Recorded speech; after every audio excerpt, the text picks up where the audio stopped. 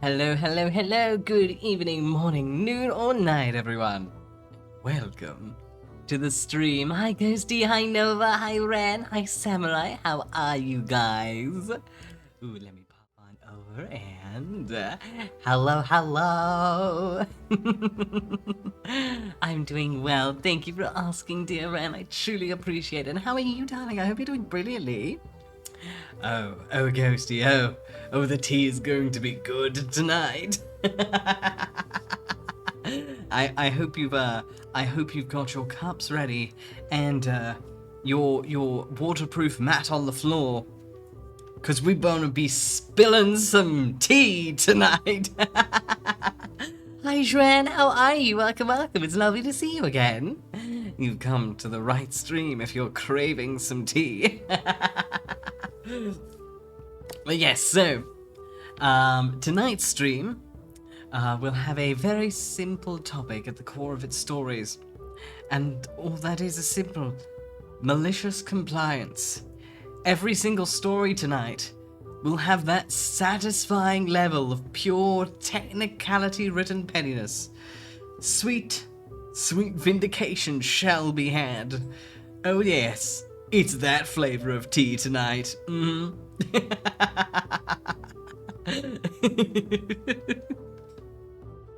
It's fuck you, I did nothing wrong edition.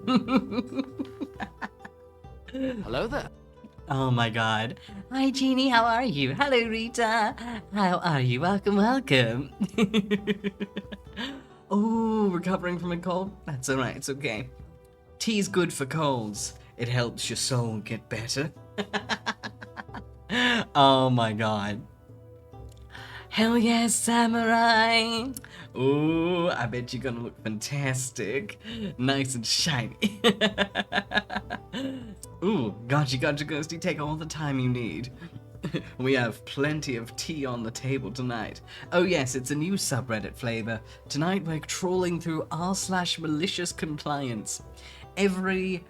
This will resonate in the souls of every person out there who has been told to do something you don't want to do, and instead of throwing a fit, you've decided, okay, fuck you, I'll do it. I'll do it exactly the way you asked me to do it. And that's all. It's a professional interest in malicious compliance. Oh, it's the good stuff, isn't it? This tea is rude, boys. Oh my god. Hello, Nix. How are you? Welcome, welcome. It's lovely to see you again. Alrighty. So, Juna, how are you? Welcome, welcome. Oh, don't worry, no ankles have been broken, but I've spilled a few teacups, and honestly, the floor's getting rather messy. But it's okay, because we'll be able to clean it up with some sweet malicious compliance. I hope you've been doing brilliant, and of course, welcome. Oh, that's sad to hear, Nix. Hopefully your day gets better from here. Oh, yes, of course, Ren, of course. In that case, have a lovely lurk, a wonderful rest. And thank you for popping in to say hello. I truly appreciate it. And for the care package, darling, thank you. First, I have my stretch, arms over the front, up over the head, and yeah. And then I'll have my hydrate. Super ship. Ah, yes. Would that happen to be the one that's in space? Not that I know anything about that. No.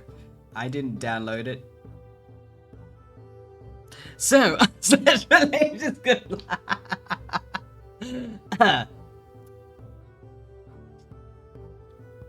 So Zane is a dick. Anyway, Oh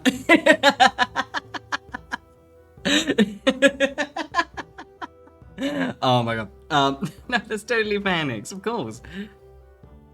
Yep, that is very true, Jeannie. That is very true. Alrighty. Now, this first tale is simply titled... Oh shit. Just casually, like, writes that down. Sorry, relevant live GD notes, you're getting a gay-ass code on the bottom. Um, we saw nothing. Anyway. Alright, this first story is simply titled, Old Boss Told Me to Contact His Lawyers. So I did. So, this started some time back. I got fired from my job due to an injury and had to be hospitalized for a significant time. In my contract, it stated that if I had more than XXX amount of sick days in a 12-month period, I could get my contract terminated with a 1-month notice. So that happened, and of course, I contacted my union. They told me it was a legal termination, but they asked about a specific part of my contract, which was about my commission. Turns out, I've missed out on some special commission during my employment, and totally missed it when I read my contract when I got employed. Can't really get closer to which kind of commission due to my anonymity. My union advised me to contact the boss, show him the part of my contract and proof of the missing commission, and try to get a settlement. I was looking for what is equivalent to £3,000. I went to see my boss and started with a nice chat. After about 10 minutes, I brought up the issue and showed him my contract and showed him that I've never gotten the commission stated in the contract. My boss told me straight up to contact his lawyers and that we were done talking and told me to leave. Cue malicious compliance. I went home, looked every paycheck through and set up a meeting with a lawyer. We found a lot of small mistakes on my paychecks and summed it all up. We sent an official letter to his lawyers and got an answer from them a few days later. Now he was willing to settle for the first amount, equivalent to £3,000. I smiled and laughed. No can do, Mr. Bossman. Not anymore. Now I want the full amount, which is equivalent to £10,000, plus pension, plus 15% in damages, plus all the legal fees, and I have proof of everything to back up my claim. Due date of court, and guess what?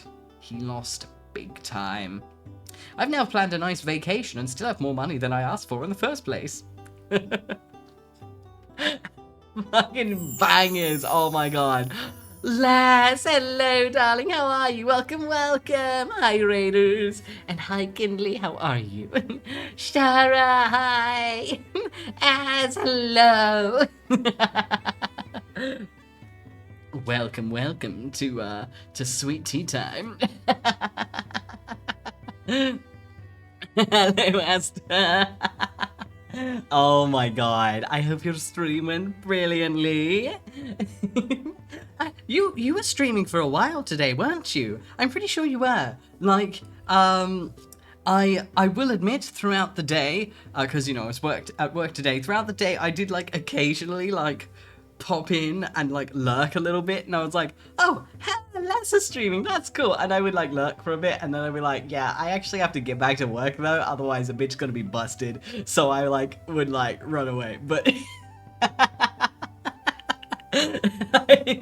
I was like, oh, hello, and then I was like, oh, shit, and it's like, I couldn't have it off mute, otherwise my ass would have been busted so fucking fast. Oh my god, yes, 7 to 8 hours, that is so long. Get yourself a drink, good sir. Please, please lubricate thy vocal cords, because I am sure that they are strained to all heck. Stands deeply into your soul, dearest ghost. Oh my god, the worst part is, like, I'm a receptionist. I think I'd get double busted if they caught me with earbuds in. They'd be like, either, why are you wearing earbuds? No reason. Really? The fuck you listening to? Man on the Twitch? And should you be listening? No, I shouldn't be listening to the man on the Twitch, I'm sorry. That's what I thought.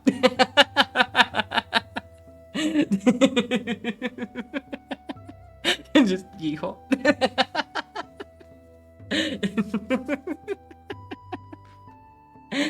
Oh my god, Az, I love that, I love that. Yeah. Oh my god, Sarah. It's like, there's going to be a snow and wind warning, and you're just there like, oh, that's nice. Stares at the other side of the planet.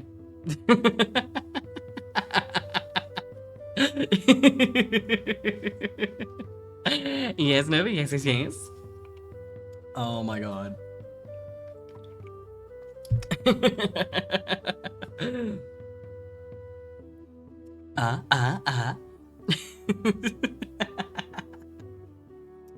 Have I watched The Man in the Suit yet? Well, depends on what man and what suit. Honestly. Alrighty. Now, for the next sweet and delicious tale. Boss introduced new time tracking tool to avoid time manipulation. Backfires on him.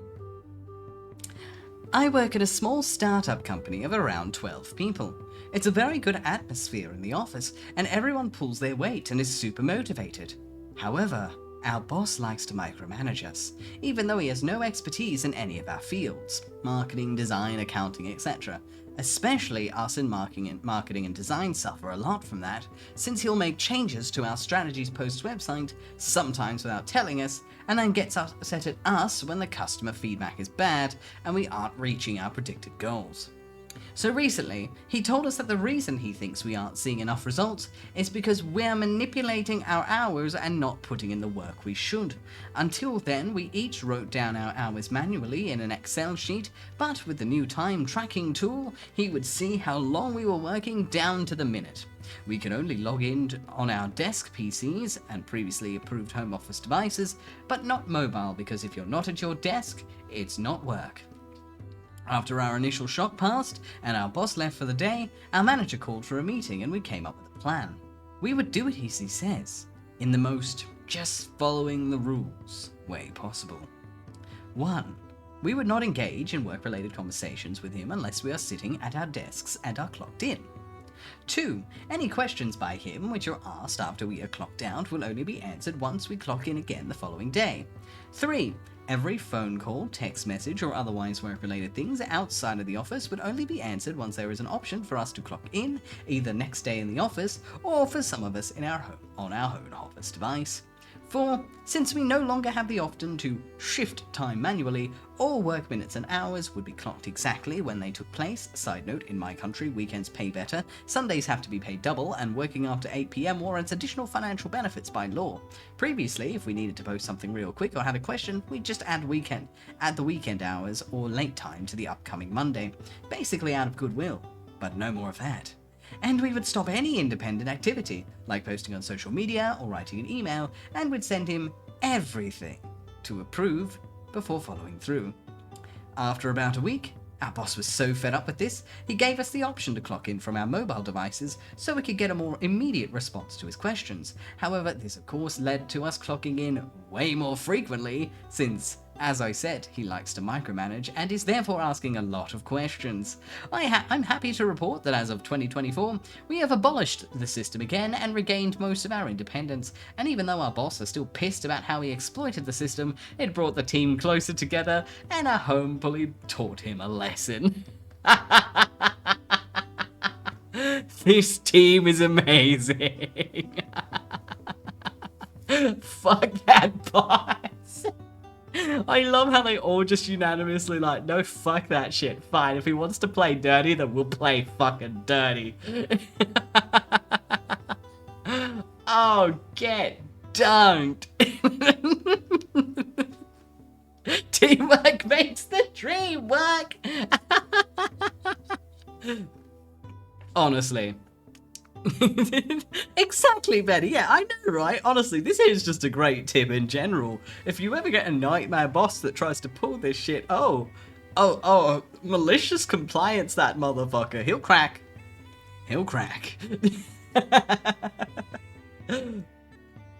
Oh my god, though, that story is, as they say on the internet, bonkers.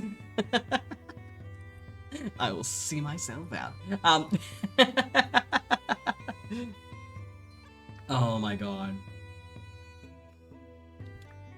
Now, for the next glorious tale. Honestly, that was an amazing story. That was just these stories are just like immediate, like you just get that satisfaction. You just get that feeling in your gut like, like every story just ends with and it's a satisfied. Alrighty. None requires a haircut every week or get expelled. Okay. This is my husband's story from high school. Let's call him Phil. Phil attended a private Catholic school from kindergarten through graduation. He was and still is a long-haired hippie. All was well until his senior year when a new nun became principal. She was offended by this boy's long hair. She was also warned by some of the other teachers, nuns, not to get into it with him because no doubt he will win. Phil and his father meet with the principal and offer a solution of wearing a wig so he doesn't have to cut his hair. The nun says no way. What if the other kids decide to do that? Nun insists he gets his hair cut or he will be expelled. Father says, okay, he'll get his hair cut every week and will provide receipts. Will that suffice? Nun agrees. Cue malicious compliance. Phil's dad takes him to the beauty shop, says cut as little as humanly possible off of his hair. Hairdresser is all, why not just have me provide a receipt and not cut? Well, that wouldn't fly, because they're going to be totally honest about the whole thing. A cut every week with a receipt. The hairdresser proceeds to do a haircut every week, just to trim, mind you, and provides a receipt. The nun has no recourse. Phil graduates with longer and healthier hair than he started the year with. Buzz. I mean, hey, he did technically get his hair cut every week and provided a receipt, and it ended up just turning out to be amazing for the man's health. It's just at the end, it's like, you don't understand. Thanks to you, all of my split ends have disappeared. And now my hair touches my ass. Ha! Oh yeah, by the end of that year, I'm sure he had like more luscious locks than like any lass in his grade. Alrighty. Now, the next story seems to be a classic case of dealing with a stubborn customer service worker. And it's called, can't refund an item bought at 70% off?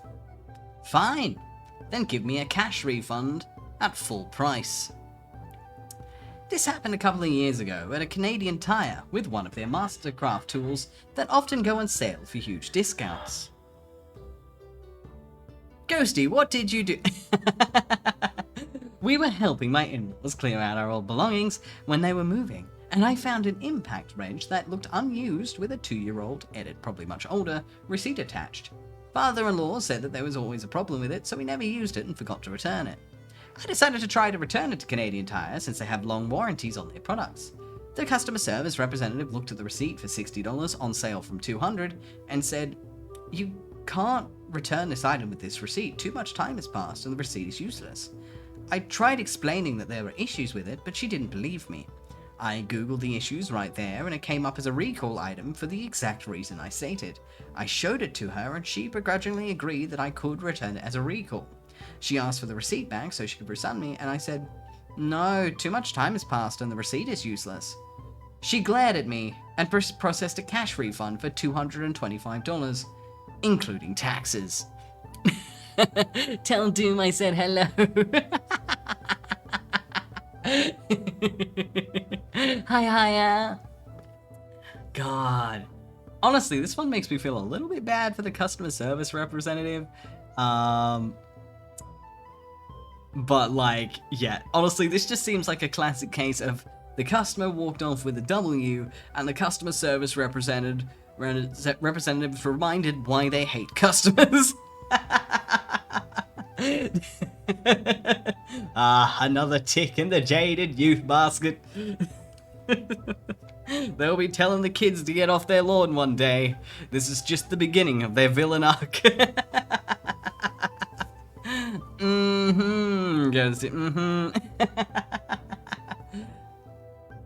Alrighty. Now, this next one is simply titled, Don't bother you anymore? Okay, fine. I won't.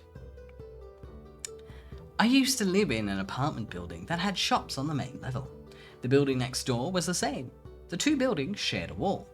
My building had assigned parking and yellow paper notes to put on our car windows. A restaurant opened up in the building next door. Their owner, manager, and staff began parking in my spot as well as our neighbours. I spoke to the owner and she said she'd talk to them again but didn't think it would help. They were even parking in her spot. Every night I would get home, call them, and ask that the vehicle be moved. I was getting tired of this, when one night they put the manager on because they were busy and didn't have time to deal with my request. He did do it, but told me they wouldn't do it again and I was to stop calling them. I suggested they stop parking in my assigned spot. He told me he had too many staff to control where they parked, and he was sure that they were not parking in my spot and it was probably a customer. You know, because the customers always park behind a business and then walk around the front to get in. The next time I worked evening shifts, I got home and this time there was a Range Rover parked in my spot. So I dutifully called the tow truck and not the restaurant. I had to wait for a second tow truck because the first one was not equipped to move a vehicle of that type. Something about being jacked up and stuff. They explained it and the wait was because I didn't know enough to be able to answer their questions about the truck so they can send out the right truck first. They towed it, and I went in, and I went to bed. A few hours later, I was awakened by a phone call from the towing company. I had towed the owner, and he was telling them that it was his parking spot and that I had no right to tow him. They were going to bill me for the tow. I told the caller about my landlord's parking permits, the numerous phone calls to have them move, about being told not to bother them anymore, and that his restaurant was in the next building with a separate parking lot. We said goodbye, and I never heard anything more about it. I was also able to park in my spot after. I told my neighbour and he told me just to be safe, I should tell the owner of the other building. I popped into her shop and told her. She replied with something to the effect of, You towed the Range Rover? I said yes. She started to laugh and basically said, good for you, and told me it was the restaurant owner's truck. She still makes me smile when I think of it. Get fucked. Hey, dude was warned. Dude was warned. Hi Yamato, how are you? Welcome, welcome. It's lovely to see you in person. And of course, it's tea night. Honestly though, just this story was 1000% a fuck around and find out. 1000%. Dude was warned. Dude was warned. Several times. And I mean, what were you expecting? Like, you're gonna keep parking in someone else's like spot that they pay for and just gonna refuse and tell them not to talk to you. I mean, what else can they do? But get your dumbass towed. Moral of the story, if you're the owner of a restaurant, maybe give yourself a spot in your own bloody parking lot.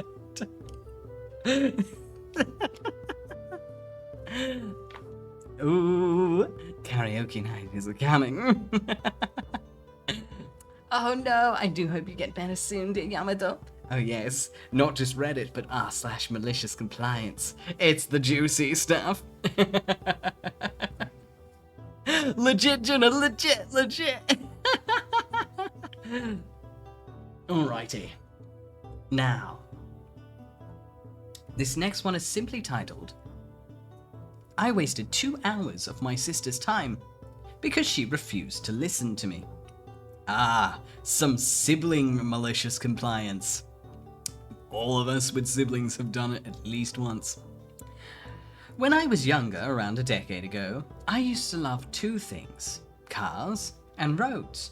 Still to this day I love cars, but the way I loved roads was through maps. My favourite activity when I was bored was to go on the Maps app and look at the highways that surrounded my area. Pop-off king. My oldest sister at the time was the only sibling of mine who had a license. One summer day, she was bored and decided to take me and her boyfriend to an amusement park an hour and a half away from home. The story begins on the way back. My father needed the car at the car dealership as it was scheduled to have a routine maintenance done the next morning. My father sent her the address of the dealership and requested that she drop the car off, and he will go and pick us up at the dealer. Now that the context is out of the way, Here's where my sister made a mistake. She typed in the address and clicked on the nearest place with that road. The issue is that the nearest place with that road was a town going an hour in the opposite direction. She gets onto the road I will call State Route 100. This intersects with Interstate 1, which we were supposed to get onto. When she passes the highway, this following interaction ensures. Me, you were supposed to make that right. Her, that's not what the map says. 5 minutes later, I say again, we're not heading in the wrong we're heading in the wrong direction. This does not go home. Her, maybe it's an alternate route that's faster. Me, I don't think that a road going in the opposite direction is faster. She cuts me off. Her, now annoyed. Listen, I'm gonna focus on what the map says, not on you. Just stop already. And with that, fine. I followed her instruction. After all, why would I complain on going on a road I have never been on? From what I remember after that, we stopped for gas about a half hour in. My sister was still convinced we were going in the right direction, but why should I correct her? She's listening to the map after all. We hit an expressway, and my sister's convinced we made it home and is pleased with herself. This was until an overhead sign said, Town B Regional Airport, 1 mile. At this point, my sister realized her mistake. She starts freaking out and saying, I didn't know this road went here. I was following the map. Brother, why didn't you tell me we were going the wrong way? I was scared of her getting mad at me, so I just said, after you told me to stop, I just stopped paying attention to where you were going. She eventually pulled into a gas station and saw where she set her GPS to. After correcting her mistake, we headed in the opposite direction, although the car ride was rather silent. We eventually see signs for the amusement park we started at, because she had to turn left at the road I originally told her to turn at. And that is how I had turned a drive supposed to be an hour and a half into a 3.5 hour journey. Years have passed since this has happened, and I told my father, who thought it was hysterical. I often consider telling my sister, but we sadly rarely speak anymore. Thank you for reading, and have a happy new year. Why didn't you tell me? I fucking did, woman! Dude! OP tried!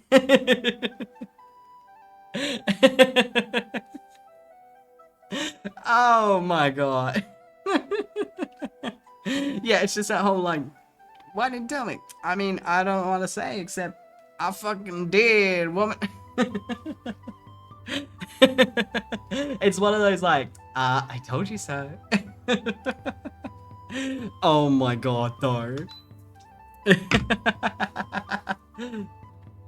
Alright. And now, on to the next one, titled, You're Not Allowed to Leave. You Have to Testify as a Witness.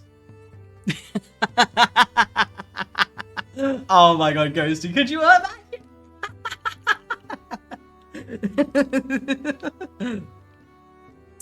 Quote unquote. Alright. This just happened about an hour ago, but here's the backstory. It's a long one. About 2.5 years ago, my apartment was broken into during a camping trip.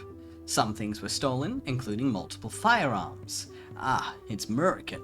A 1.5 years ago, one of my firearms was found with some kids selling crack in a small city right over the border of the next state. The plea deals fell through when the girl the cops had initially mentioned was going to trial. I received a letter in the mail telling me the court date and location, but it was explicitly not a summons. Whatever, I want my gun back sooner than later, so I go. Both the prosecutor and the assistant prosecutor are out sick, one with COVID. They make us hang around for a while for no reason, and eventually I just leave. They didn't like that, but whatever, being there was legally voluntary. I tell them they can mail me the new date and I'll deal with it then. 3 weeks go by, and here we are this morning. I get home from work and I check my mail. There are 2 letters, one for the first girl, and another's for a guy I know's just an accomplice from the updates about the girl. His trial is today, hers is tomorrow. I go to the courthouse 40 minutes away and let them know I'm here. Everything's fine. They bring in the jury pool and spend 2 hours getting down to 7 jurors. The trial starts and we're just patiently waiting, 4 cops and 1 other civilian victim/witness. They tell us no worries, this'll be super quick. They basically just need to ask if it's a firearm I reported stolen and I'll be on my way. They call in all the cops who were getting paid this whole time. First, now it's 1 PM. I've been up for 24 hours, on 3 hours of sleep the day before, after working a 12+ hour overnight shift. My entire body is cramping, I'm super uncomfortable and I'm exhausted. I last ate at 10 PM. The assistant district attorney comes out and tells us they're taking an hour lunch break. I tell her I can't stay and I need to leave. She tells me that I'm not allowed to. I already presented as a witness to the judge. I'd been summoned, I hadn't, and they can charge me with this or that, and one of the cops tells me they could detain me. The judge could order me after I point out that I haven't been summoned, and again, this is voluntary. Basically, they try and strong-arm me when all I want to do is go home. I point out that this guy isn't even who I was told was found with my gun. The assistant DA starts explaining how, oh no, he totally was, I don't know who you heard that from. My local PD mentioned the girl by name originally, giving me all these details about the case. Then re-emphasizing, I really must stay, or I'll be charged with a crime. Don't worry though, we'll get you in right away, so you can leave soon. Soon being in more than an hour, minimum. Here's the thing. The judge issued a sequestered order first thing in the morning before jury selection. I say fine, and wait. Here comes the single greatest act of malicious compliance I have ever committed in my life. All the attorneys come in, all the jury comes in. The judge makes me swear to tell the truth. I do. As soon as I finish, I blurt out that the prosecutor broke the sequester and was telling me about the case during the break. Stop. Everyone, except the lawyers, out, including me. Eventually, they bring just me back in. The judge again makes me swear to tell the truth, confirms I understand what's happening, and tells me the importance of a fair trial. Maybe don't witness tamper then? And explains that witnesses are never to volunteer information and are to only answer the questions. You've been summoned and it's a legal obligation. I let him finish and mention that I have never been summoned. He says, then I'm ordering you. Understood? Yes. Everyone comes back in. We all take our oaths again. The prosecutor that was threatening me starts asking questions. Here's the thing. I swore to tell the truth. I never agreed to tell it in a way that makes her life easier. She asked me some basic questions. Name, age, what I do for work, etc. Then she gets into the actual questions. Do I own weapons? Did I report any stolen around this date? Did I own one of this model? Did I report this model stolen, etc.? Is this your gun? It certainly looks like it. Did the Quadruple X police contact you when it was recovered? No. Who did? Quadruple Wide Police Department, my local PD. Did they give you any details regarding how it was recovered? They said it was allegedly used in a crime by the girl's name. Defense objects, and the judge strikes out for the testimony. By now, the DA is realizing that she's giving me too much leeway and starts asking for yes or no questions. Eventually asks if I'd recognize the serial number if I saw it. I tell her no, and that roughly sums up my questions from her. Then it's the defendant's turn, and it goes exactly as you would expect by now. I answer truthfully, but in favorable wording. You said it looks like your gun, but you can't confirm? I need to compare the serial number against the police report or the gun shop which still has it on record. Do you know who stole your firearm? No. Do you recognize Quadruple Z? No. She asked a few more plausible deniability questions, and then I was free to go. I can't wait to be back tomorrow for the girls' trial. I'll probably be much less malicious, but I know the DA will be nervous when she sees me. Court's officially over for the sequester order is no longer in effect. Good times, and don't worry. If I botched her case in this regard, that kid had more than enough charges. He should have taken the plea deal. Lamau.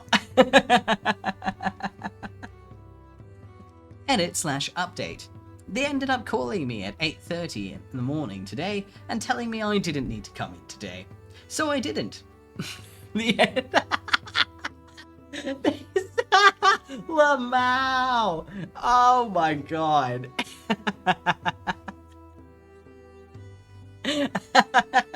I mean, that's what she gets for pulling that shit. That's what she gets for pulling that shit. He would have been completely cooperative if they didn't fuck him around for so long. Hi Bears, how are you? Welcome, welcome. Yeah. Honestly, after 24 hours, 3 hours of sleep, and they are just wasting your time longer and longer and longer and longer, and you're there voluntarily. You not even have to be there. You chose to be there. You should be well within your right to leave. So the fact that they threatened him into staying, are they really surprised this was the result they got? Basically gave him a solid reason to go, well, fuck you in particular. Okay, I'll stay, and I will make you regret it.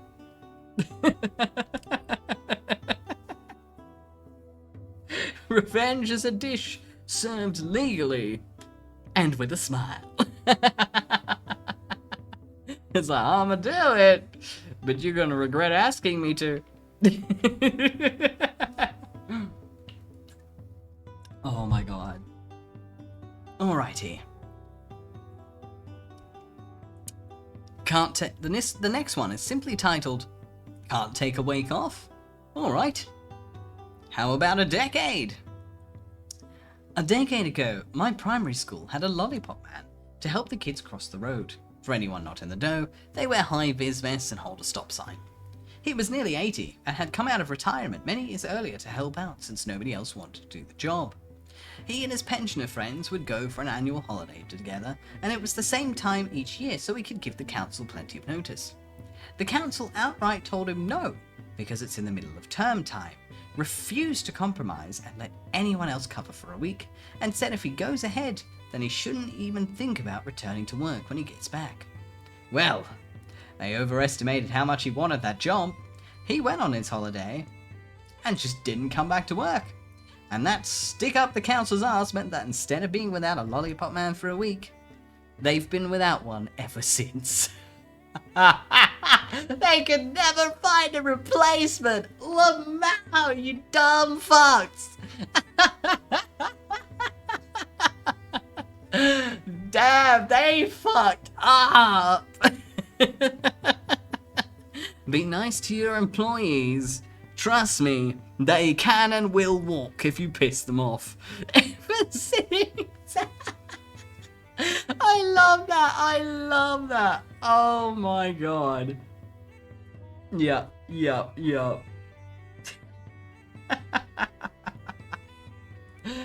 Wow, get fucked. Yeah, honestly, a lot of schools have it be one of the teachers. Bet you they were just being petty. I mean, if they were petty enough not to let an 80-year-old man go away for a week on vacation, maybe they were too petty to let one of the teachers protect the kids when they crossed the road. And in that case, get fucked. Grandpa's not coming back, he thinks you're a wanker. Oh my god. Now, the title... Oh, it had been the 5th graders. Oh, they wouldn't have trusted 5th graders in my schools to do that. But then again, Australians are assholes. Any Australian in chat can probably confirm that statement. Alright. The title of this next story is simply Upper Management of the Sports Club Fires Me and Cripples Their Kitchen as the result. Oh yeah, no, I know, right? Alright. So I'm a professional chef, and I have been for a few years. And in Australia, this is an Aussie story. Apprentice chefs are trained in a sort of college where we learn about 150 recipes. Now, many of the recipes are provided to the students in a bulky, finicky booklets that you wouldn't really want to take anywhere with you. So I started writing some of the recipes in a separate notebook, along with some other recipes I'd learned from co-workers or family members, and created a sort of pseudo-cookbook.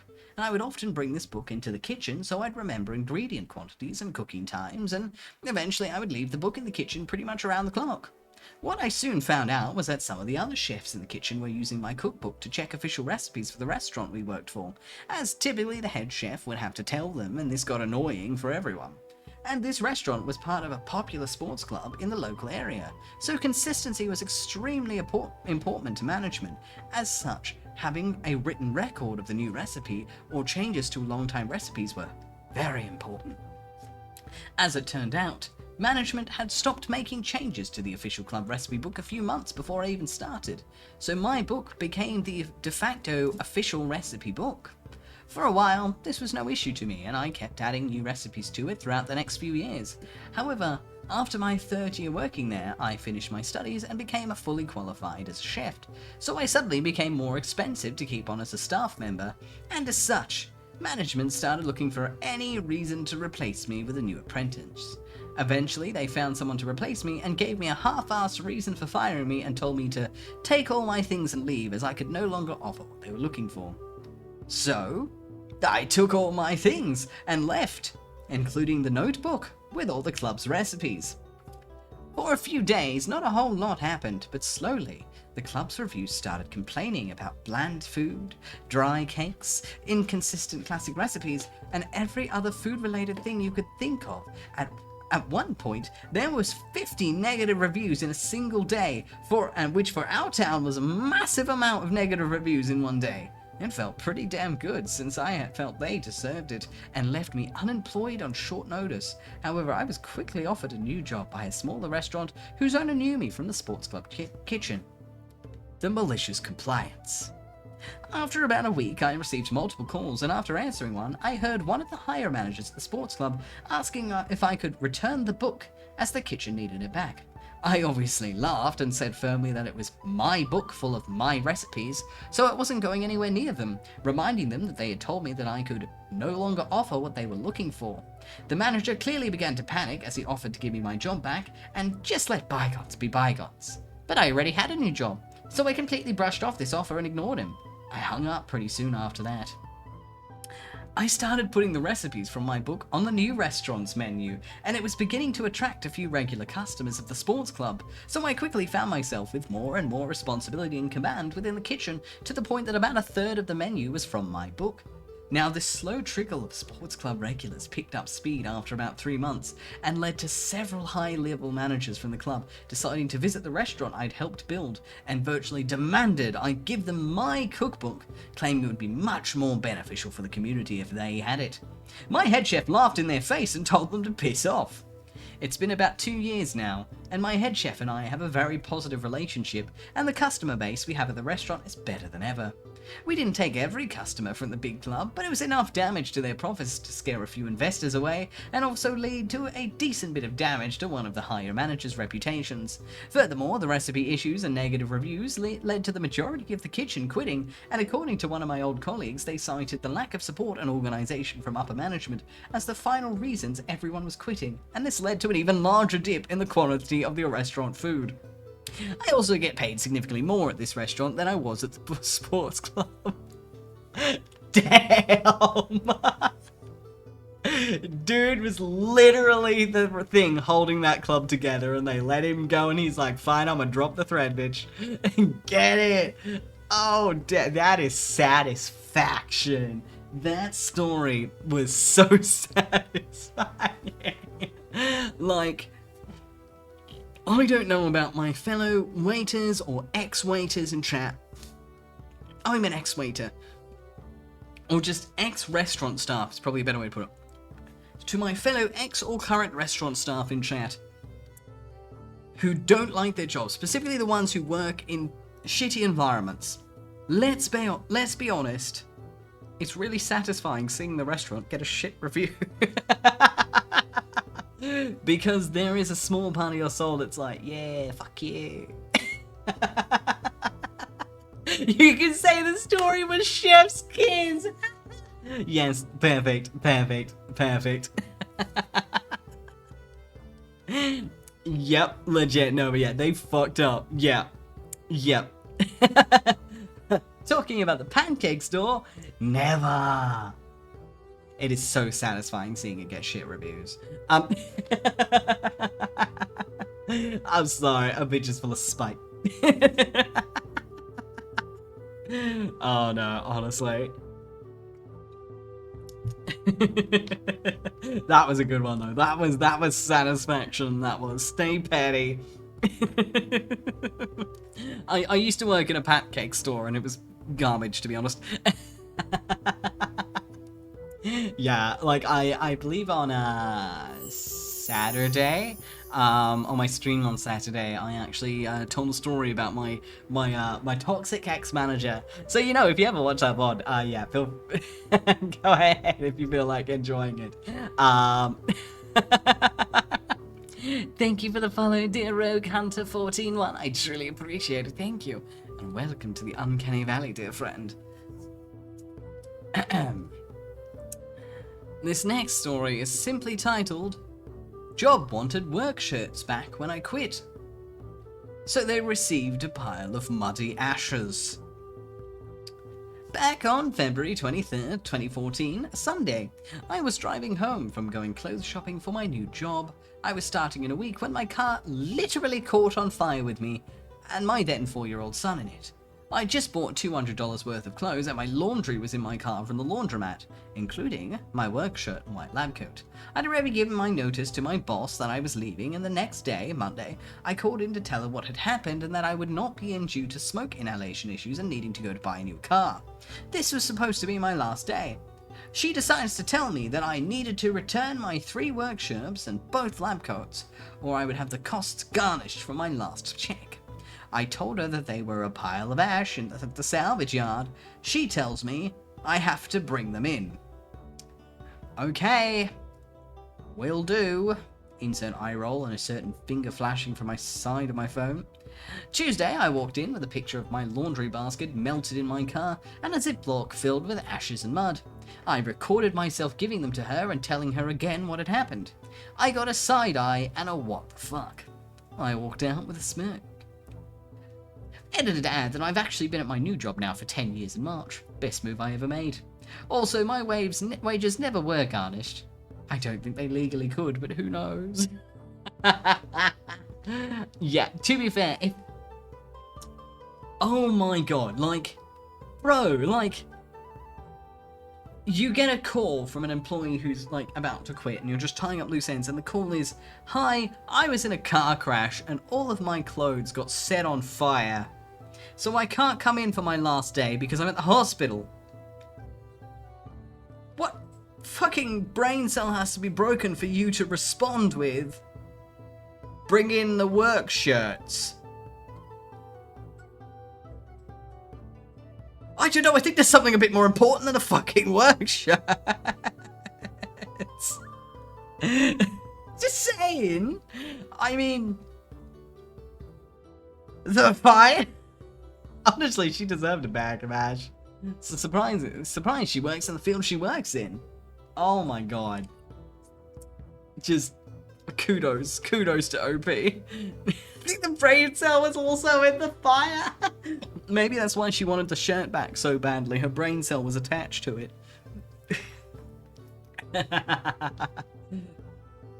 Oh my god. Him into gymnastics go alley-oop. I know, but honestly, there are some people where you're just like, how? Alright. And this one is mildly crass. And it's simply titled, "Won't let me work from home? Okay. I'll fart up the office." This could probably go in Am I the Arsehole lol. I'm usually at work able to work from home, but I go into the office 1 day a week. One of the side effects of a medication I'm on is uncontrollable gas. This is one of the less serious but more annoying and hilarious side effects, and lately it's gotten pretty bad. Since I usually work from home, I asked if I could work from home on my office day. Figured I'd spare others and only subject myself and my dog, who can hold his gas wise anyway.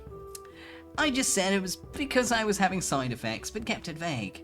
I could hear my boss sigh. She said, "You need to come in today. We have some new people starting, and I told them you would do a meet and greet, and it would look bad if I wasn't there." I didn't think that was a good enough reason, but she kept insisting. So I took a pill to try and stop the gas and went into work. Gas pill wears off at 10 AM. I manage to meet the people and it's fine, but then I'm informed that I'm expected to stay in their class and shadow the training. I'm guessing that's the real reason my boss wanted me in. At this point, trying to get a private moment to tell my boss, a classy lady who wears pearls, that I be farting. But alas, she was whisked away to another meeting, so... The first few times I had to fart, I tried to excuse myself. But it became so distracting, me going in and out of the room, that eventually I just decided to let it happen in this room of about 10 of our newest hires. Someone must have told my boss on my lunch break because I got a PM that said, "Okay, you can go home." Don't know what other fallout to expect from that, but I'm at home with my dog right now, just gassing my place up. Those poor new employees! Oh no!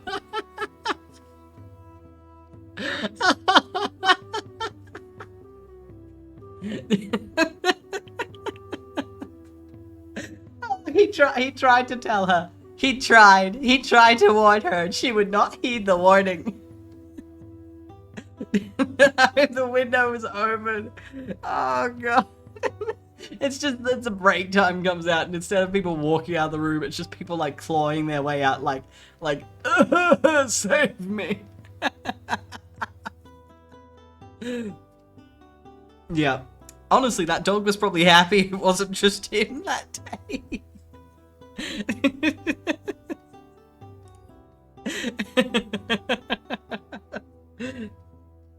Oh my god. That was outside Will. She exactly can't blame it on the dog when the dog isn't in the office. Oh my god. Alright. This one's short, neat, and to the point. I need 100 sales to reach top-rated seller status, regardless of what they are. Okay. Got it. I resell on eBay. At the time, I had around 75 sales worth $6,000 plus. The eBay requirements for a top-rated seller are $1,000 in sales, but it also requires 100 sales. So, I decided to cheese the system. I went to my bank and withdrew $50 in $2 bills, listed them for 99 cents plus whatever the cost of a stamp was at the time each. They all sold within 2 days. And when I was evaluated next month, I was a top-rated seller. After fees, IRC, I only lost about $35. I got to deduct the loss off my taxes. I've made way more than $35 from being top-rated in the time since. Dude, straight up went, okay, what's the quickest way to get my 100 sales? Alright, I'm just gonna sell money. People are gonna buy money and they're gonna buy it fast. Get your money, it comes at a discount. That's God tier. That's God tier. That is. He did the sin money glitch. Oh my god. That's amazing. That is amazing.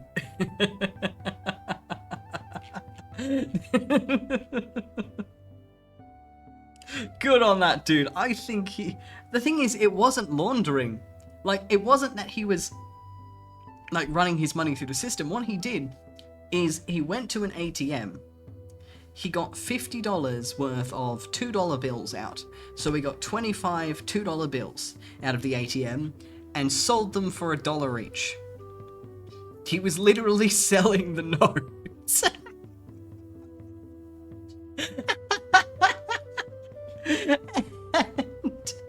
And literally, you just had to pay $1 for your $2 bill and pay postage. That was it. No, you're right. There were 99 cents each. I'm wrong. Oh, that is hilarious. I mean, considering a man has successfully sold an air guitar on that platform, I'm not surprised people sniped up those 99-cent $2 like a motherfucker. I'll be honest, if I was trolling eBay and saw $2 for 99 cents, I would also buy it. Oh my god. This next one is titled, Management insists on employees telling people where they're from for conversation purposes. I decided it was a matter of opinion. Oh yeah, someone bought an air guitar once. I think another person bought a banana too. You could buy some weird shit on that website.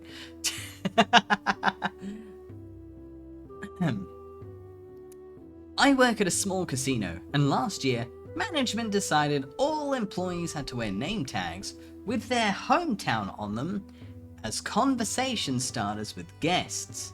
As you can probably imagine, a lot of us had issues with that, but there was no arguing with them. Some people tried not to put their hometown down, but managers wrote it in for them to the best of their memories. A few people tried to be smart and write down places like Nunya, Peru, or Hill, Michigan. Those also got vetoed. I, however, being a bit more creative than most and being a big horror fan, as well as a writer, chose a hometown that wouldn't raise any eyebrows unless you were actually paying attention. My choice actually slipped through the cracks, although it is certainly a conversation starter if you know. So my name tag lists my hometown as Derry, Maine. Anyone want a balloon? Oh, you cheeky motherfucker! You cheeky motherfucker!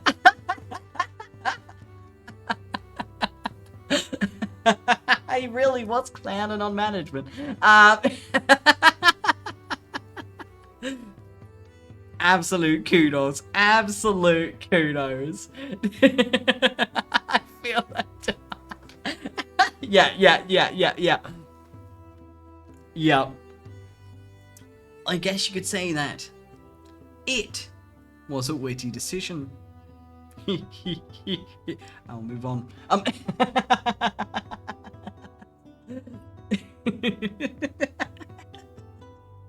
Oh, well played. Well played, OP. Well played. Alrighty. Why, thank you.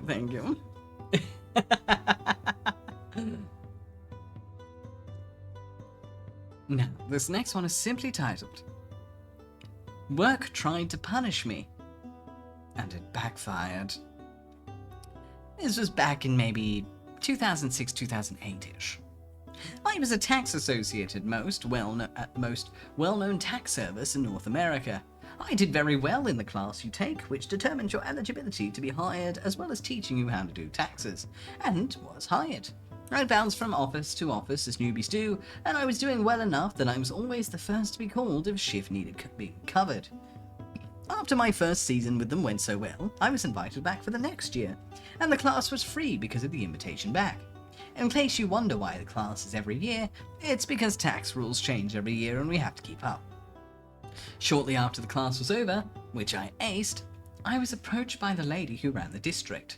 She wanted to open a seasonal office in a Walmart 50 kilometers outside the city I worked in. She wanted me as a primary associate there, in part because I'd done so well in the previous year, in part because I'd aced the class, and in part because of my background in security, and in part because I lived 20 kilometers closer to this Walmart than anyone else on the staff.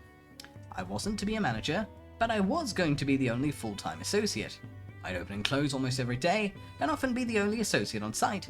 It was basically my baby to take care of. There were hints it might lead to advancement in the company as well, so I was pretty excited at the opportunity. At first, everything was great. The Walmart staff liked me, the customers liked me, my boss liked me. I was blasting through customers. Only maybe 5 people walked away due to having to wait, out of the few hundred who approached my little office beside the produce section. 2 months in, right before the tax season really heated up, I had a weekend I booked off the same day they'd hired me. I was going out to the province to see family. Trip had been set long before they hired me, and I'd made it quite clear I wasn't going to be around. The schedule accurately reflected that. So weekend arrives, and I go. Had a good time, came home Monday evening so I could be back Tuesday morning. When I got home, I checked my answering machine for messages. Even if smartphones were starting to be a thing, I didn't have one, and I'm pleased to say I still don't. There were 3 messages. 2 from my boss, the district leader, and 1 from the scheduler. I don't remember everything word for word, so I'll paraphrase. Message 1. Saturday morning, approximately 7 a.m. Hi, Vanisher. Sorry to do this to you, but we need you in today. Employee X who was scheduled to replace you's cars broke down. Message 2. Saturday afternoon, approximately 2 p.m. I'm very disappointed in you for not responding to me and not showing up. I'll be making some changes. Message 3. Monday morning, approximately 9 a.m. Hi, Vanisher. This is Scheduler. Your hours have changed this week. Call me when you get this. Now, at this point in my life, I'm not a kid out of high school, and I've had enough experience with screw jobs that I'm absolutely not going to crawl on my hands and knees apologizing and begging for my job. If you're going to be petty and mean just because you fucked up, then we're going to have problems. And so we did. I called the scheduler and was told I was suspended for a week, and to call my boss after a week to get back on the schedule. She said the boss was trying to put me in my place and teach me how to be a good manager. I'd get back on the schedule after the week was over. I brought up my pre-planned and scheduled time off, and also that I wasn't a manager. I was just a regular employee. The scheduler was very uncomfortable, but she was only doing what she was told. They did need me, she said. Just call boss in a week. I said sure, and then didn't. I was furious, and I wasn't the one who was going to be put in her place. I called a few of the customers who I'd been working with and explained that I was no longer working there, and they chose me to keep me as their tax girl regardless. It really wasn't intended as revenge, even though it sounds that way. The company wasn't going to make more than it cost to have someone do their taxes anyway. This was purely a customer relationship thing. I like to finish what I start. The real revenge was accepting my suspension. The entire week I was suspended, I made sure to stop in at the Walmart to see if I knew who they scheduled for my shift, and if we were friendly, then help them out with the quirks of this location. But there was never anyone there.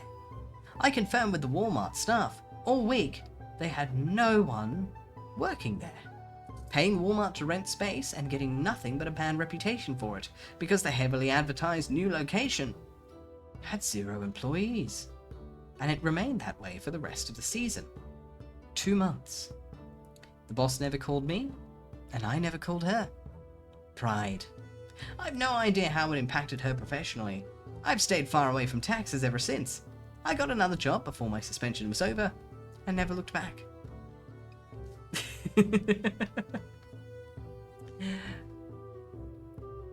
Fucking boss. I mean, hey, the Walmart was getting paid, so I don't think they... Yeah, that petty woman screwed up and got rid of the only person working there. You dumb fuck. You idiot. Oh my god. Like, if you have a singular employee, one employee, maybe don't fucking ghost them because you're feeling petty they took a pre-planned weekend off. Like, they might just not come back. Honestly, absolute kudos. I would have done the same, honestly. I would have been like, okay, no, fuck you, fine. I'll just get another job then. You're a piece of shit. That is awful, honestly. So manipulative, and it failed. And just the lamau of the fact they never got anyone else in. Yeah, exactly. Exactly, no, yeah, like, they had it planned. You would have told that thing in the interview. Like, I remember last year, when I got my current job, I had a trip pre-planned in September, which is about... It was a month after, I think it was like 6 weeks after I started the job, 5 or 6 weeks after I started working there. It was very, very, like, close to when I started. And in the job interview, I was like, as a heads up, I am going to visit family for 2 weeks in September. So, like, you know, do with that what you will. Like, it was literally, like, it wasn't like, you know, do with it what you will, but it's very much a case of, like, you know, do you have anything to note, anything, etc.? Like, you know, do you have any holidays planned the next 6 months? Your typical thing. And I was like, yeah, no, I'm going to be gone for 2 weeks in late September. And I think, yeah, no, it was 6 weeks away. And I was very clear about it. And because, you know, I don't work for garbage, people, like some of my previous jobs, the time came, the leave was put in, and I got to go on my trip. All good. But, like, I've definitely had jobs that have tried to pull that shit. Like, literally the job I had before my current one was a job that pulled that. Like, when I was looking for this job, like, literally, like, I was like, you know, da-da-da, and it's like, and I originally, the trip was planned for, I think, July or June or July. It was meant to be a mid-year trip. And they were basically like, if you reschedule it in September, like, so you have to reschedule your holiday, but if you do that, we'll give you the job. So I did. And I shit you not, they tried to get me to reschedule it again. And that was the point. I basically told them to go fuck themselves and went and got my current job. Like, I deadass was like, no, you're not paying me correctly. You are wasting my time. And now you want me to reschedule my holiday again? Fuck you. I'm getting a new job. I think that's like the first time I've ever, like, hands up, like, step back and go, no, screw this. I'm worth more than this shit. Like, that's probably the first time it hasn't been, like, financially motivated or anything. That is the first time I've stepped back from a job and gone, no, you are trash. I'm out. And it was a terrible job. Like, yeah, like, fuck off. Oh my god, though. And it was terrifying to do that because I didn't have a backup. It was literally like, I kind of had, like, the last paycheck they owed me to, like, kind of hold me over for about a month if I penny pinched. So it was literally like that whole, like, next couple of weeks when I was applying for jobs, it was like panic. I was like, oh shit, like, I've walked away from this job. I really need to find a new one. It was the IT tech support job. It was a call center. It was a shitty call center. And, like, the worst part about it is, like, a friend of mine had recommended me for the job. And, like, so, like, the friend who had the job was very much like, you know, it's a great job, they pay well, etc. So, my friend had recommended it to me. No, it was NPM tech support, so internet tech support. They weren't a scam call center, but, like, they were shady, like, they were shitty with their payment practices. And they were just garbage. And, like, a friend had recommended it, so I genuinely thought it was a really good job.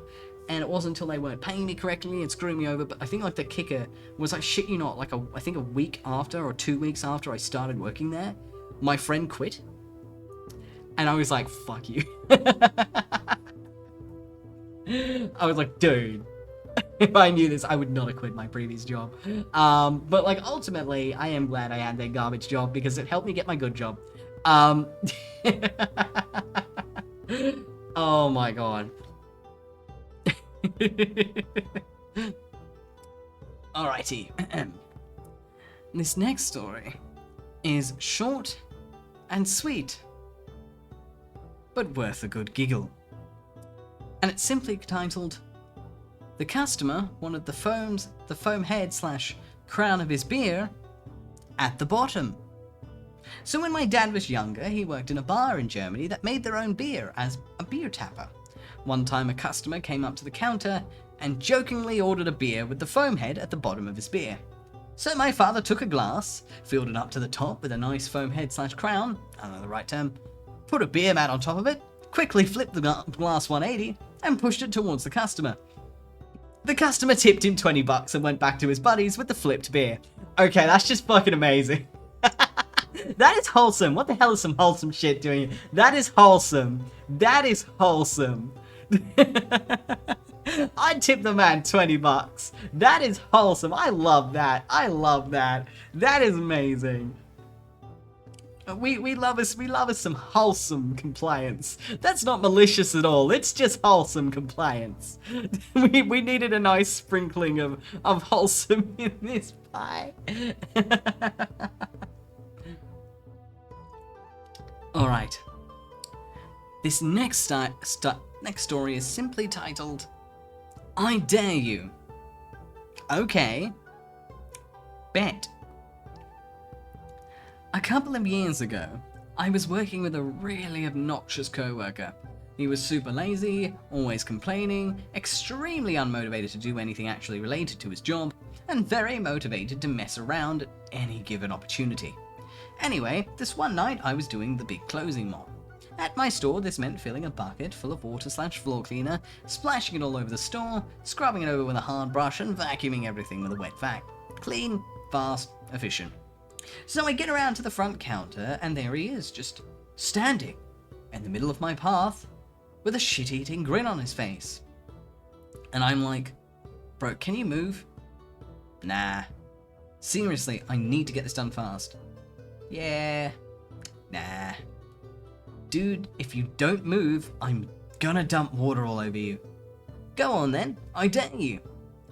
Okay, well, one thing about me is I never make a threat I won't follow through. So I immediately pour what's left in my bucket directly onto his sneakers. He shrieks and jumps out of my way. He spends the next hour complaining that his socks are full of water. Get Bro, what did you expect? What did you expect? Like, dude. He fully walked into that one. Dude, what were you expecting? Seriously, like, come on. Dead dumb, do not eat, buddy. What were you expecting? Oh my god.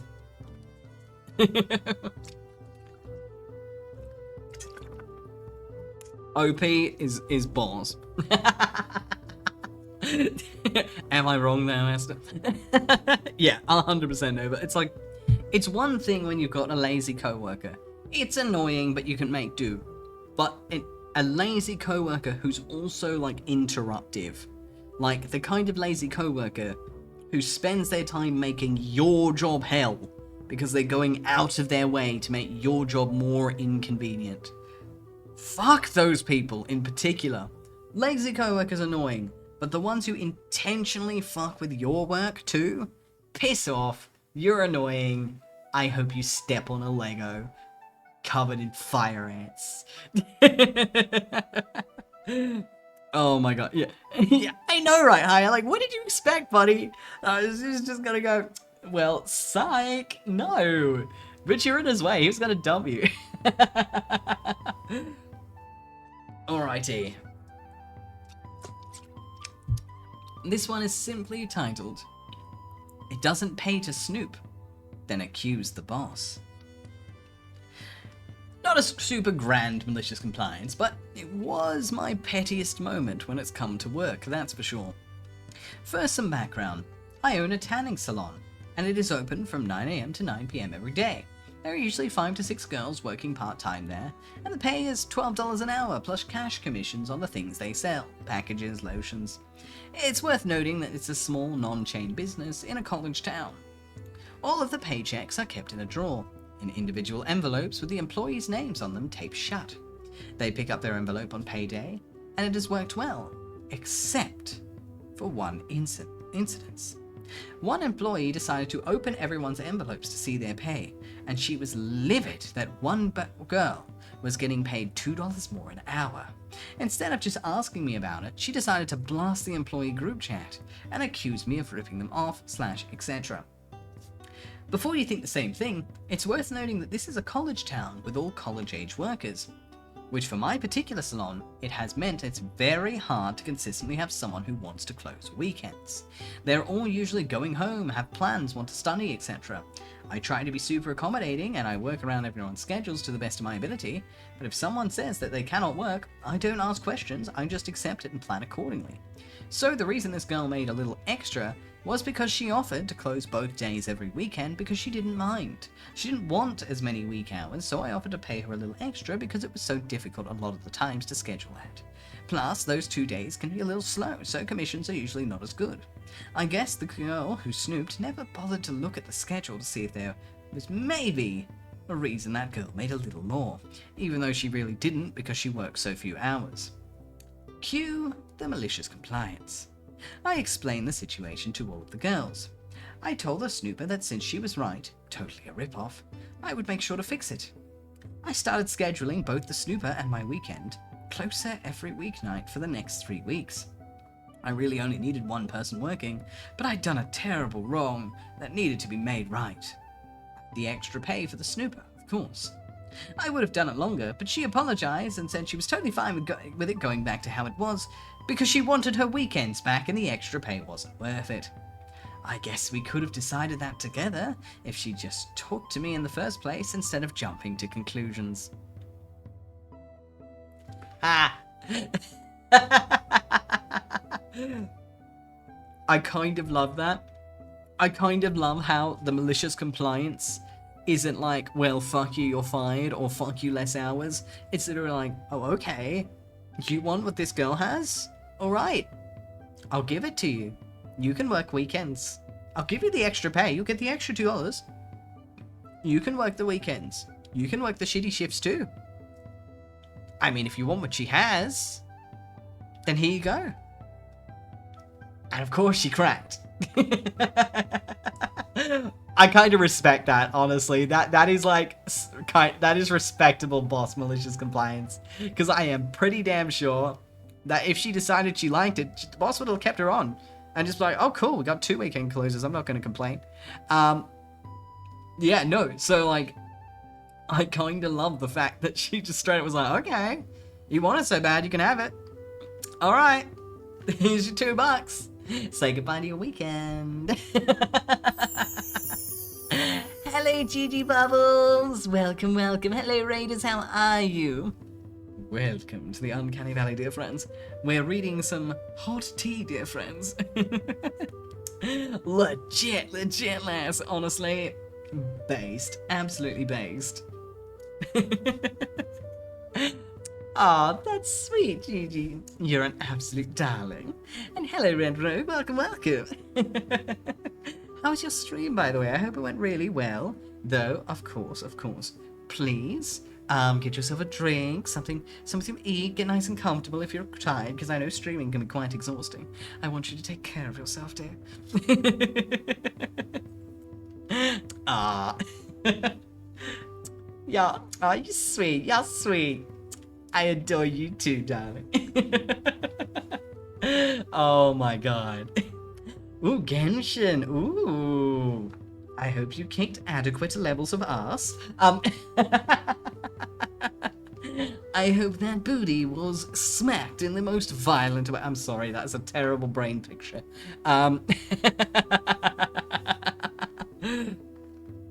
Alrighty. This next little story is called You Don't Want to Wait Patiently for 30 Seconds? Alright.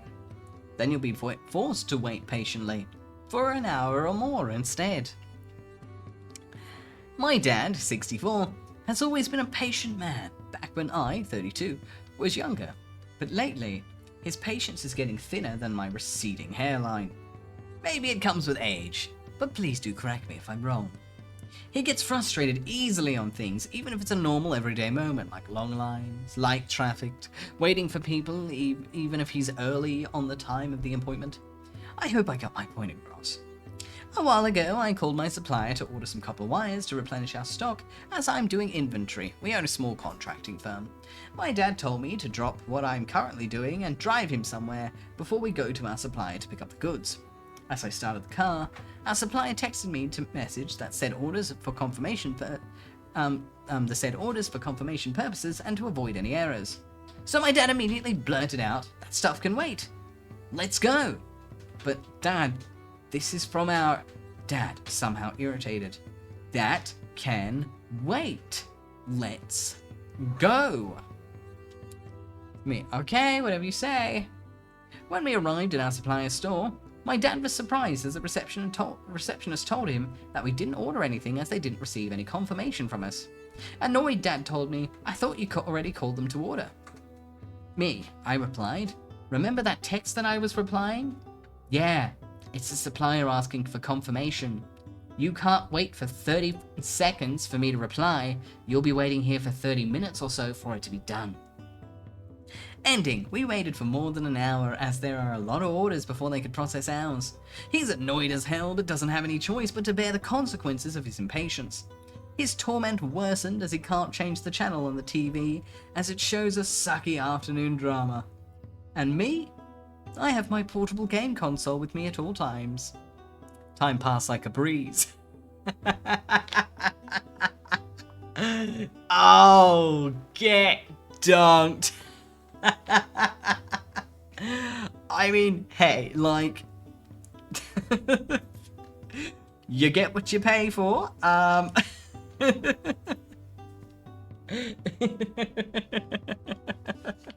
Oh, that's brilliant. It's like, Dad, it seems like a you problem. You do that, I'm gonna play some Animal Crossing. Okay.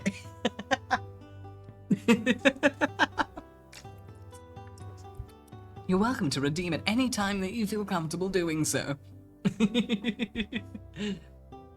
Exactly, Ghost, exactly. Good things come to those who wait. And he wasn't willing to wait, so... tough dillies. And that's what happens when your nips get in a twist. They hurt a bit. Alrighty. Hey! Oh my god, no, but I can't wait to draw whatever it is you put on the table. You know the system by now, my dear friend, but just in case a refresher is required, make sure to post your reference in the Redeems channel, and I will add you to my queue at the end of stream. Alrighty. This one is titled, She Wants a Decorated House? Okay. She's gonna get a decorated house. Merry late Christmas. My friends Adam and Belle have a story about one of their neighbours and how he managed to stuff a 5-pound bag of coal in a Karen's stocking this Christmas by using malicious compliance. This particular neighbour, Tim, and his wife, Frances, would go overboard on the outdoor decorations every Christmas. There'd be lights, garlands, wrought iron reindeer statues, snowflakes, candy canes, a 6-foot-tall Santa statue, a nativity set, etc., etc. It was its own brand of charm, according to the neighbours. Unfortunately, earlier this year, Frances suffered a massive stroke and passed away. Tim was devastated, especially as Christmas came closer and closer. Frances' favourite holiday was Christmas. Tim told the neighbours around Thanksgiving that he wasn't going to decorate the house that year. It was just too painful without Frances there. Everyone was sad, but they understood. Unfortunately, Karen didn't get the memo. It's the week or so after Thanksgiving, and people who haven't put up their Christmas decorations are busy doing so. Adam and Belle were walking their dog, Domingo. Tim is out the front of his house getting the mail. Adam and Belle go up with Domingo to see Tim and say hello. While they're talking, a red minivan pulls into Tim's driveway. Karen steps out. Belle and Adam have never seen her before, but Tim recognizes her. Good morning, Karen. Yeah, hi. I was wondering if you're going to put your Christmas decorations up this year? Adam, Belle, and Tim look at each other, uncomfortable. I'm not going to put up any decorations this year, Tim said. And why not? Karen asked. Christmas reminds me of Frances. Well, what about my kids? They've been looking forward to seeing the house decorated, and the fact that you're pretty much the only house that isn't decorated makes them really sad. What would Frances want? Belle, Adam, and Tim just stared in sheer astonishment. We had a pandemic, and we need the cheering. They've been looking forward to this every year. Tim is looking both angry and broken-hearted. Adam and Belle are ready to tell the Karen to go stuff it, but Karen sets the trap for Tim's malicious compliance. We're going to be here after church on Christmas Eve, and this house better be decorated. And with that, Karen gets back into her minivan and drives off. Belle looks at Tim, and he's got a malicious smile on his face. She wants a decorated house. She's gonna get a decorated house. The weeks pass, and Tim starts getting several packages delivered. He also starts putting things up in the yard, but they're covered with bed sheets so that they look like those Halloween ghosts. He also starts putting lights on the house. There's more lights than usual, but he doesn't turn them on at night.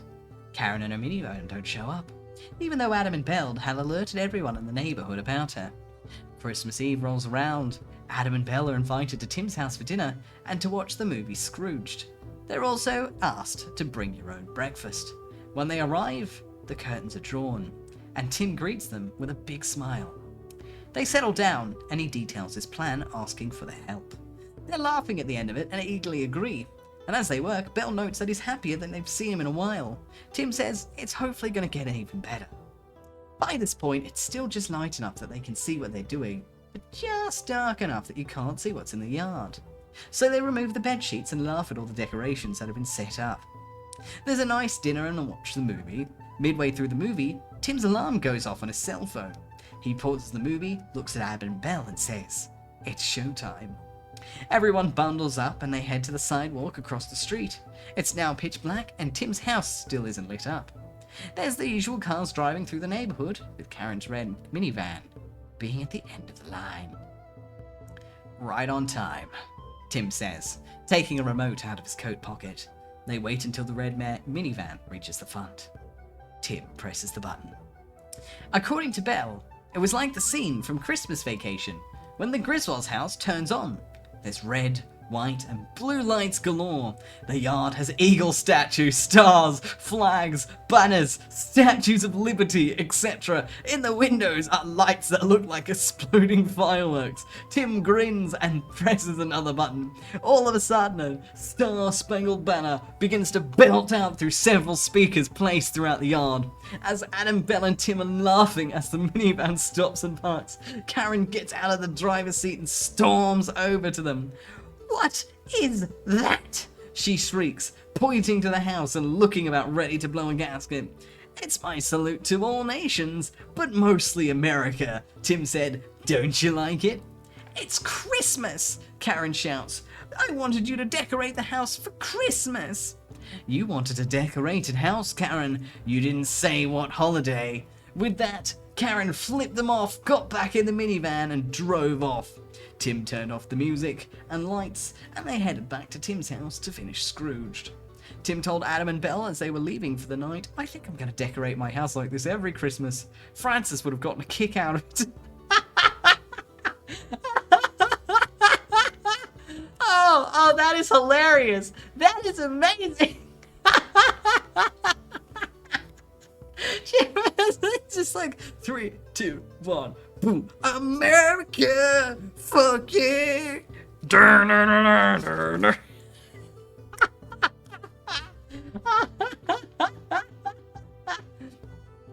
Oh, that is amazing. That is amazing. Oh my god, just... That is hilarious. Holy... Oh, can you see?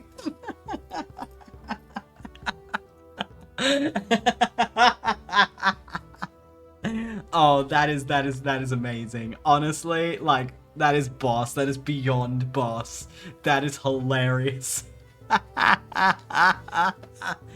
Oh yeah, I hope he never stops. I hope he ruins that shitty Karen's Christmas every year. Oh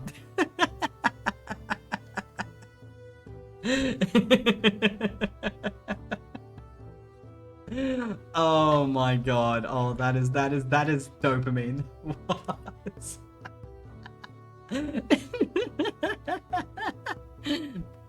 Honestly, oh Ghosty, I would have wheezed into oblivion. I would have wheezed out of the stratosphere if I got to see that in person. I would have kicked onto a different continent. That would have been hilarious as shit. I would have easily go like best Christmas decorations.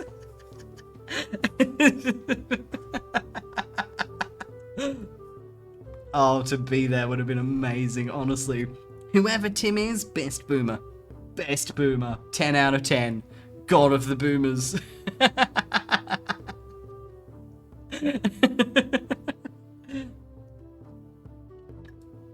It's kind of like, I was definitely, honestly, I was kind of expecting Halloween, to be honest. I was not expecting him to go full America fuck yeah for the decorations. Oh, that is so funny. Oh my god. Yeah, I want a nativity with a bald eagle now, yeah. And I wanted to have like a motion sensor so that like whenever anyone gets too close and moves, it just like eagles out. America, fuck yeah.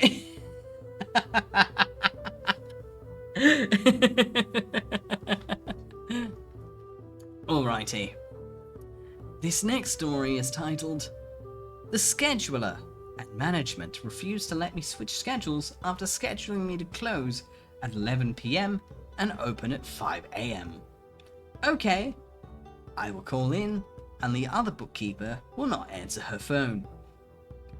Several years ago, I was a bookkeeper for a huge home improvement store.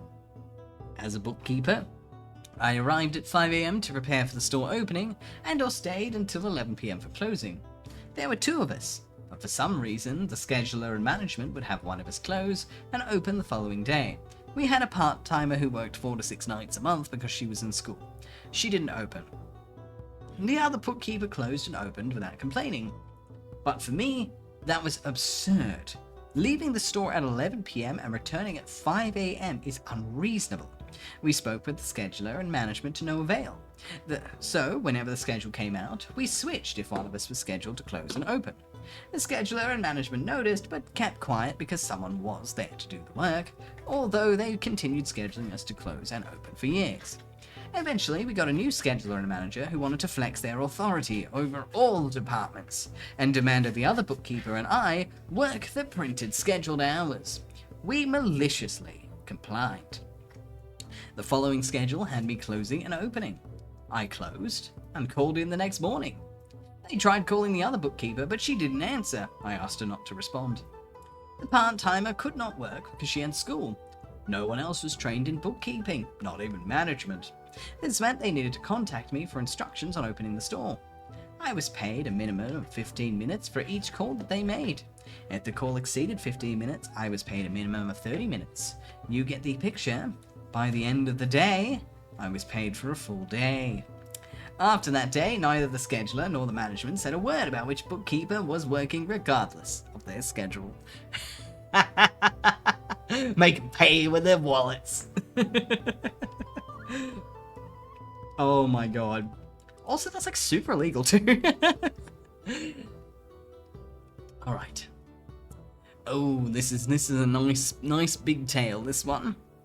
It's titled, I need to pay for the pastor's gift when I can barely afford rent? Fine. Then get your own computer. This happened several years ago, back when I was part of a Christian cult church, and in leadership also, I'm writing this on mobile, so sorry if it looks funky. Anyway, on to the story. Back when I was 22 and a young, impressionable young adult, I was part of the media team for this church. We were responsible for creating videos and flyers, as well as posting on social media and taking pictures, etc. This was volunteer work, but the pastor, we'll call him Pastor Corruption, was an anal, cold-hearted dictator of the religious institution who would often give us last-minute projects that would keep us up all night in order to make a video to play during service the next day. We averaged 3 to 5 hours of sleep per night, but this was while I was in school, so during this time, in order to stay on top of my homework and other projects, I'd average closer to 2 to 3 hours per night, and to be honest, I'm not sure how I survived with only having occasional bouts of suicidal ideation and paranoia or delusions. Pastor Corruption loved money. He had a giant 6-bedroom house for himself and his wife, only complete with heated driveways, and the latest model Cadillac, which sat atop said driveway. The church building itself was overinflated, which sat close to 1,000, but maybe had a congregation of only 400 or so. More than Pastor Corruption loved money, he loved other people's money. 70% of the sermons were regarding how you needed to give the shirt off your back to the church, or else you didn't love God and were going to hell, which is ironic considering that their accountant had been caught embezzling funds in the past. This went beyond tithes, which was 10% of what you make, including pledges, fundraising, giving for church events, and going to retreats that made a profit from the attendees.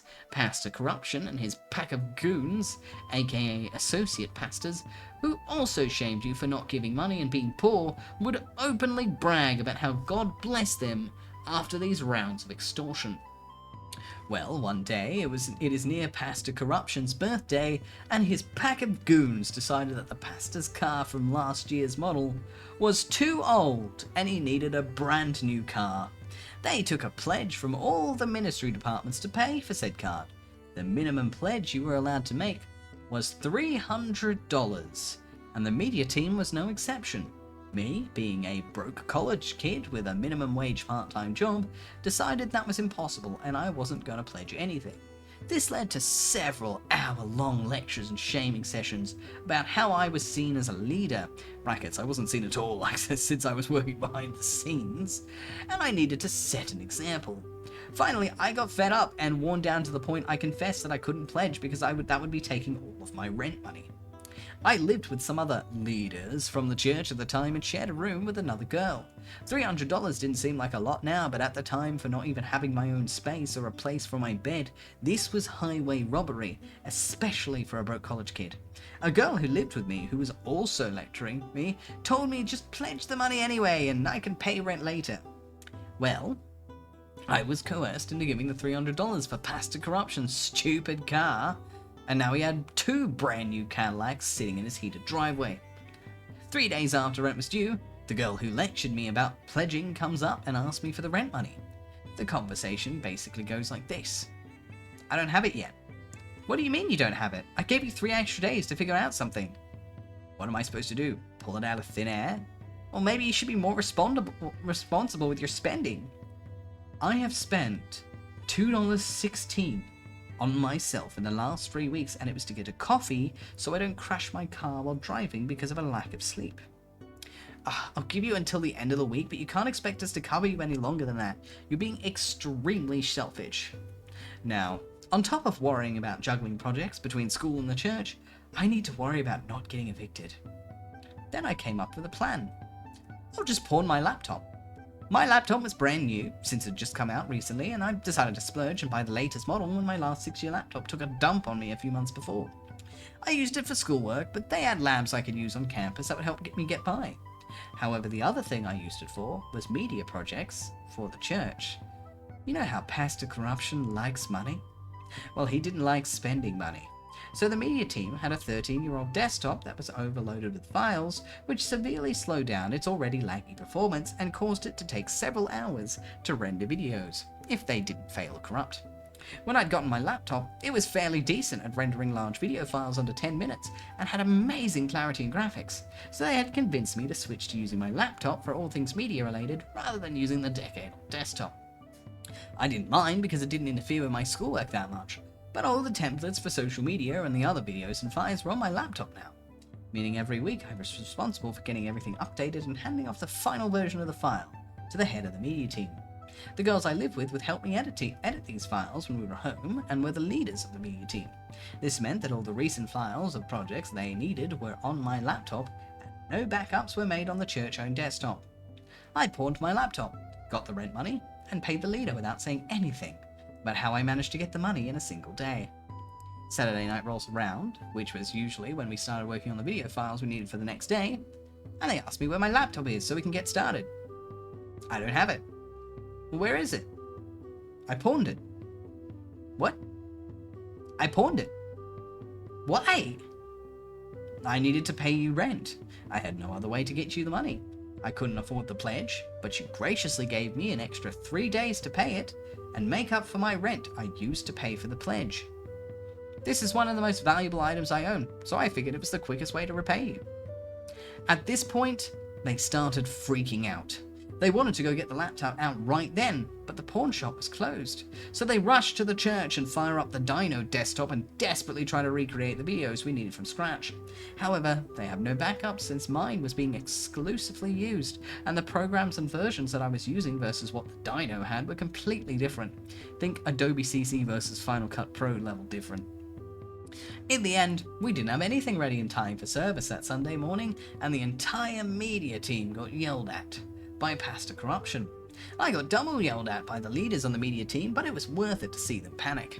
Several months later, I ended up leaving the church altogether and was nice enough to give them all the files of stuff I had on my laptop. My only regret is being so amicable when I left, because fuck that place and fuck Pastor Corruption. However, last I heard, most of the people I knew there have left and the church has downsized considerably and moved buildings. I assume they never got a new desktop for the media team after I left. This is one of the many outrageous aspects of this church, but it made me never want to deal with organized religion again, and now I'm mostly agnostic. Edit. Wow, I did not expect so many people to see this post. I hope y'all enjoyed this story from my early 20s. It's amazing how many other religious organizations are like this. Oh my god. fucking boss. It sounds like OP did eventually manage to buy their laptop back, but like,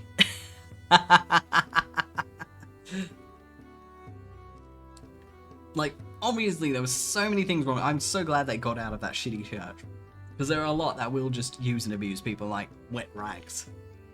I'm so glad he got out, but also that was such a boss fucking move though.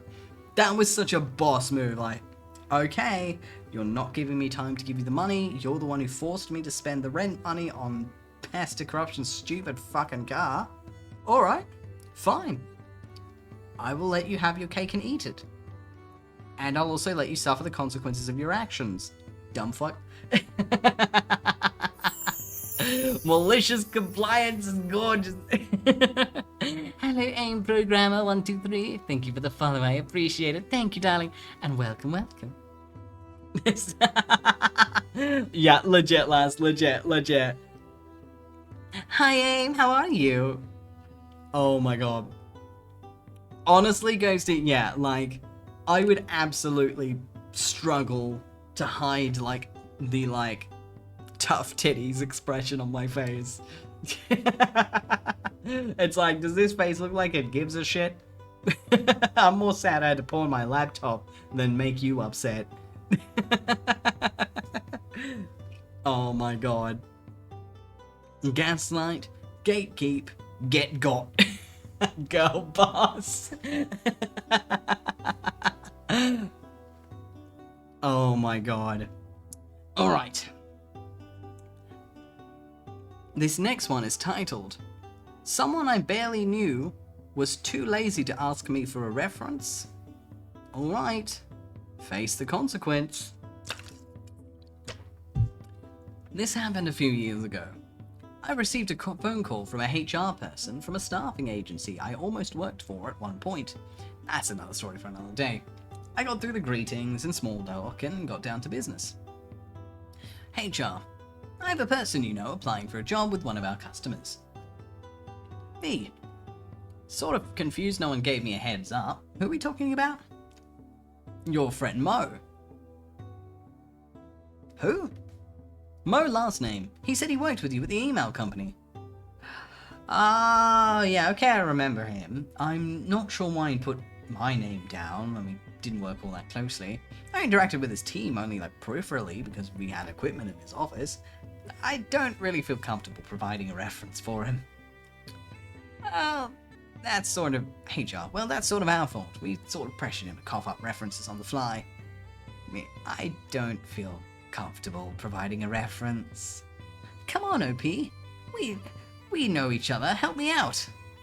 Me. Well, not being his manager, I can't discuss his performance. HR. Okay. Can I ask you about his technical skills and you comment those? Me. Fine. Ask away. HR.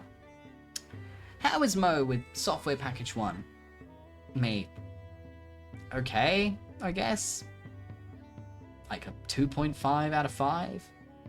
For reference, 5 out of 5 is extremely rare for this software. I might be a 4.7 and I've used the software for 20 plus years and even flown to the vendor's HQ to work with technology issues and help design future versions of products with them. HR.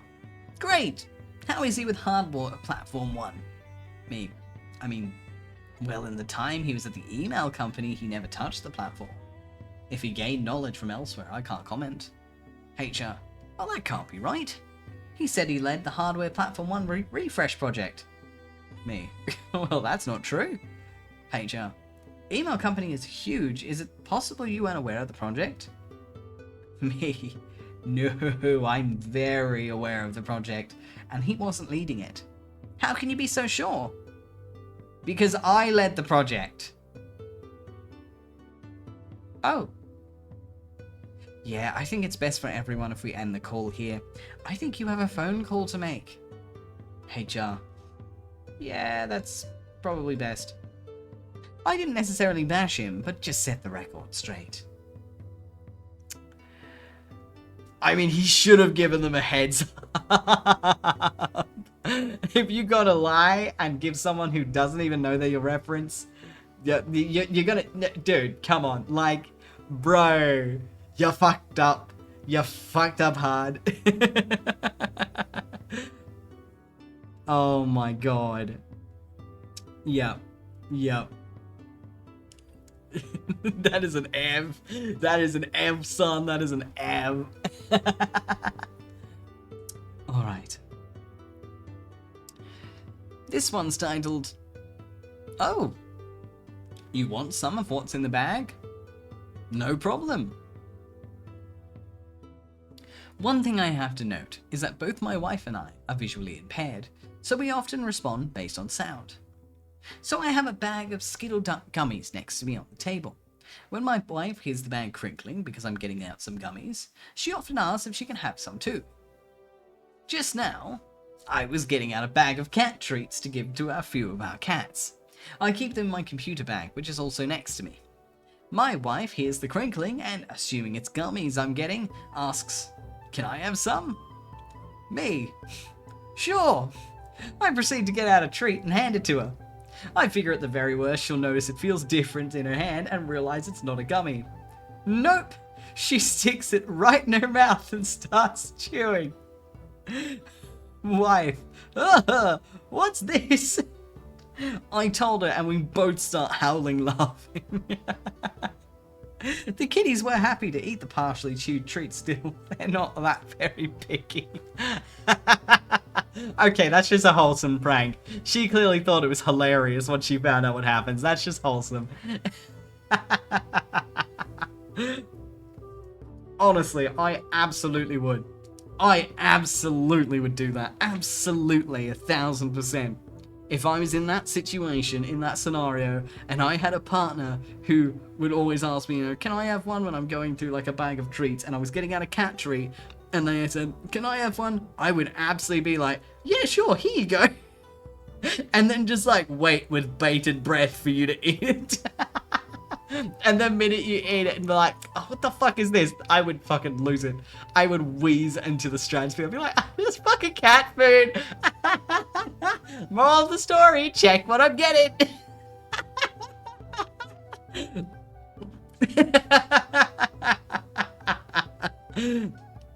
Oh my god, yeah. I'm sure the kitties were having they were probably like, why are they wheezing?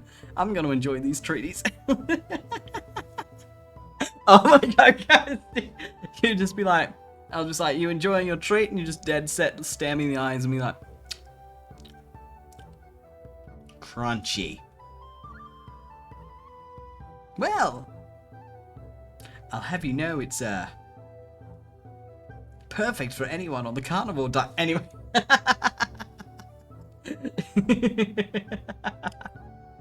Oh my god. Alright, alright. Let's open a couple more. Alright. There we go. Some more tea. So the kitty's like, that's right. Are you gonna finish that? Oh my god. Okay, that's kind of funny though, as that's kind of wholesome. It's like, it reminds me of this, it's like a wholesome prank. Wholesome pranks are great. They're like the tiny things, like, I'm gonna give you a cat food instead of a gummy because you asked me for something I was holding. Or like the little technicalities. And there was this harmless prank I remember reading about and thinking, okay, that's funny. Where basically it was, I think it was like it was two housemates, I believe. And one housemate was away on vacation. They had like a wholesome prank war going on. So like a case of like, you know, they print like a Nicolas Cage's face from the printer and the other one was least expecting and tiny shit like that. And so when he was away on vacation, what the prankster did is he went into their room, like, you know, into like the office, which I think was a public area for them, and moved everything in the room 1 inch to the right. He moved everything just 1 inch to the right. Everything. It looked exactly the same, but he just moved everything 1 inch to the right. The funny thing about muscle memory is you don't realize it, but you gain muscle memory of your environment. And if your environment still visually looks the same, but everything has moved 1 inch to the right, your body doesn't know that. You know what happens in that environment? You start bumping into shit like a drunk man 24/7, wondering, ah!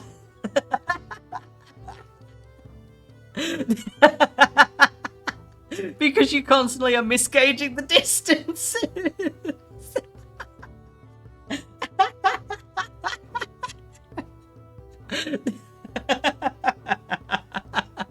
like the guy owned up to it pretty quick when he basically like bumper card half the room. He was like, yeah, I moved everything to the right, it was funny, and the other guy was like, okay, fuck you. So it was like a wholesome thing, and he didn't leave it forever, but like I just remember going like, okay, that is actually a funny prank. That's pretty good. Yeah, legit goes to legit. Your body's like, nah. Oh my god, as it just like you'd just be taken out. You would just be taken out. Because it's like the worst part with the with that moving everything to the right, everything looks the same. Because if everything is shifted, it all looks identical. It's just your body is still thinking everything's an inch to the left. Which means anytime you get too close to something, boom, boom, boom, boom, boom. Oh my god. So, you know, if you live with someone and they're pissing you off, there's a little Lego in the shoe level revenge. And the beans are asleep. Comet's asleep on the tower and Asta's asleep in the box. Looks into the camera like you're in the office. Hi Delta, how are you? Welcome, welcome. Yeah. Oh my god. Okay, that is hilarious. I think like another like petty revenge story. I think this one was two siblings. And like I can't remember what it was, but like they got into a fight over something. And so to get revenge, when I think like the sister or something was away, or like, you know, on a sleepover or something, the main sibling went around and just covered the entire room in pictures of Nicolas Cage.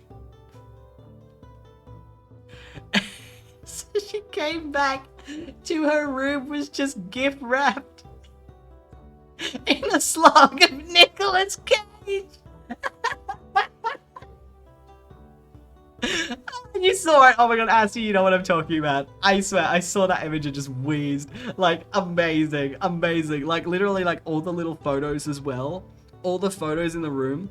Like, not only were they wrapped in Nicolas Cage, but like, when you unwrapped them, Nicolas Cage's face had been cut out and put on every person in the photo.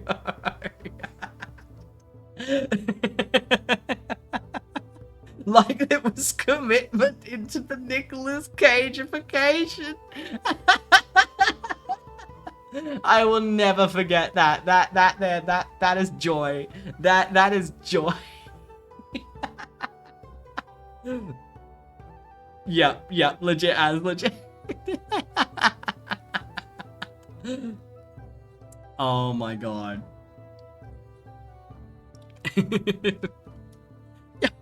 At the end, they're just like, oh, do you want to watch National Don't. I know who's in that movie. Alright. You want to watch the Matchstick? No! I know who's in that movie. Look, you can't be like this, but you need to accept your fear of Nicolas Cage. Don't say his name!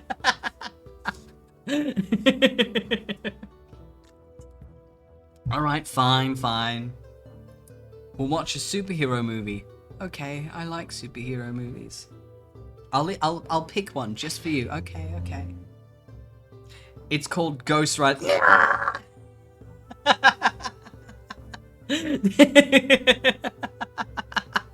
He's been in everything, man.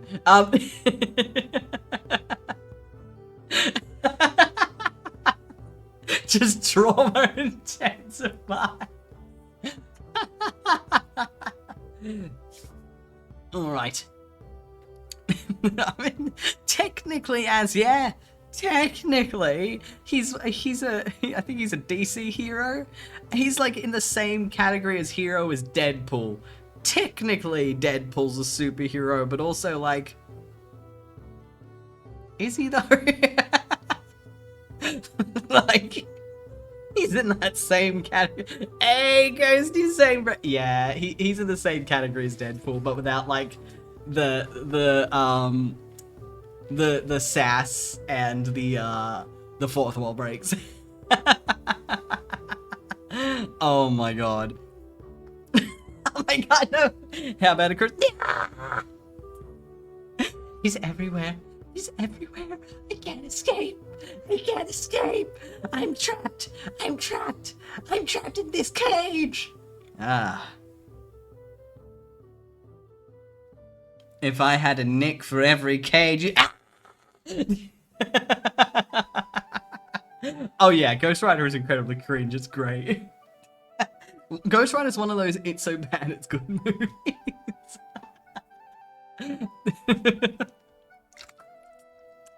Alrighty. This next story is called, well, if you're quoting company rules, then I'll follow them. Exactly as it is. Oh my god, lads. Yeah, because there's Nick Cage DLC and Dead by Daylight in it. Rest well, Nova, sweet dreams.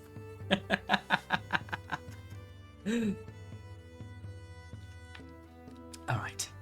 This was done by an ex-colleague. Well, this happened a few years ago, when I was working as a techno manager in an Indian startup IT firm. It was a small firm with less than 50 employees, and there were two founders. Let's call them Vicky and Joel. Vicky had worked a short time in an MNC, but was not able to stand authority and had to resign, whereas Joel had no real workplace experience at all. Vicky managed the place like a king, showed tantrums, anger, etc. And Joel was simply a yes man to Vicky. Now we had a HR lady who was okay-ish with the older employees and strict with the newer ones. And as for me, I was not that good technically compared to my colleagues, but was good at people management. Also, I was one of the longest serving employees too. I was friendly with most of the employees, especially the new ones. This was due to the fact that I knew it was not easy to work with the founders, and I wanted to show the show to continue, as it was my first company too. So, a new joinee named Bob joins, and after 6 months, he's assigned to a project. Because of the time zone difference, he worked up to 4 to 5 AM, and the client was too happy with him. Since he was sleeping late, this guy always reported in nearly 11:30 AM in the office. Out of the blue, the founder calls me in HR and asks that why Bob is late to office, and said he has to be in the office at 10 AM as the other guys. By the way, I forgot to mention, Vicky and Joel came into the office only once in a while, and it was pre-corona times. But since they're founders, let's ignore that. HR lady took the responsibility of asking Bob about that. At this point, since HR lady is not aware of Bob's working hours, I interrupted and told that he's leaving the office by only 2 to 4 AM, and it's kind of unfair to ask him to come in early. Vicky cut me off and says no, he has to follow the rules, and this is basic etiquette when working in an office. So I said, okay. HR lady calls Bob into her office and questions him about the timing, to which Bob says, okay ma'am, we'll comply. Now Bob and me have good rapport, and he comes directly to me and tells me what happened with the HR. Then I ask him, what are you going to do? To which he says, well, I'll ask for clarification via mail, and then we'll comply. I understood where it's going, and give him my best of luck, trying hard to contain my laughter. After 10 minutes, HR comes to me with her laptop in panic, and shows me the mail to which Bob has sent. He has CC'd the founders, the client head he's reporting to, and has written something in the lines of, hi client head name, this is to inform you that as a request from my office to comply to the office timings from tomorrow onwards, my work timings will be from 10 AM IST to 7 PM IST, i.e. 10:30 PM to 7:30 AM Chicago time. I request you to change your meeting times to the times when I'm available, and if any inconveniences, please contact HR, Vicky, or Joel. Thanks, Bob. Thanks, Bob. I asked the HR if this was somewhere mentioned in the offer letter, and she nods yes. Then I tell her to take the matter to Vicky. At Vicky's room, since she's the narcissist that she is, she scolds HR for not noticing this in the offer letter, then asks her to correct this. She goes to Bob and asks for correction, to which Bob firmly says no. HR lady, being stupid, tells that she told this because Vicky asked her to, and Bob still stands firm and asks HR if Vicky had said it, then asks Vicky to formally reply in the mail thread asking to revert to his old timings. Bob also said that he's not going to get back to his old timings unless Vicky mails, and they have approximately 4 hours to do so before the client reacts. HR comes to me for help and we go to Vicky's room and brief. Vicky lashes out at HR, and at this point I interrupt and say, it's better to address this issue as in 4 hours. Client will get involved and we have to take a decision before that. Vicky hesitantly sent out a mail saying it was a mistake as Bob's special case was not considered during the decision making and Bob can continue his earlier timings. As I walked back to the office, I saw Bob looking at me and laughing really hard, and I had to hold a straight face as HR lady was also behind me. Needless to say, Bob got to keep his times. Get fucked. Oh yeah, that right there, that is proper corporate tier malicious compliance. It's like, okay, fine. You're not going to adhere to the verbal agreement. Okay, fine. I'm bringing it to the email trail. And oh my lord. Oh, people can be so fucking petty in emails. Like, professional polite, 50% of the time is hiding shade, and not very well. There's like always little like punches and little things. Like at my current workplace, like bless his heart, my boss is like a fucking boss at malicious compliance. Like, holy shit, he's a king at this shit. Like, cause like he's pretty much in charge of admin, so of course he gets a lot of shit from other departments. And like, oh my god, like today even, one of their heads of one of the other departments wasn't too happy with the new room booking system because it's now self-serve. Because we got a lot of people wanting to just do it themselves, so we made it self-serve. And of course, she sent in a message basically like, you know, I don't know how to use the system. It's like, I'm trying to book in my meetings for the year, you know, standard things. Now I have to go in and check each individual meeting. This is extremely inconvenient. How do I go about this?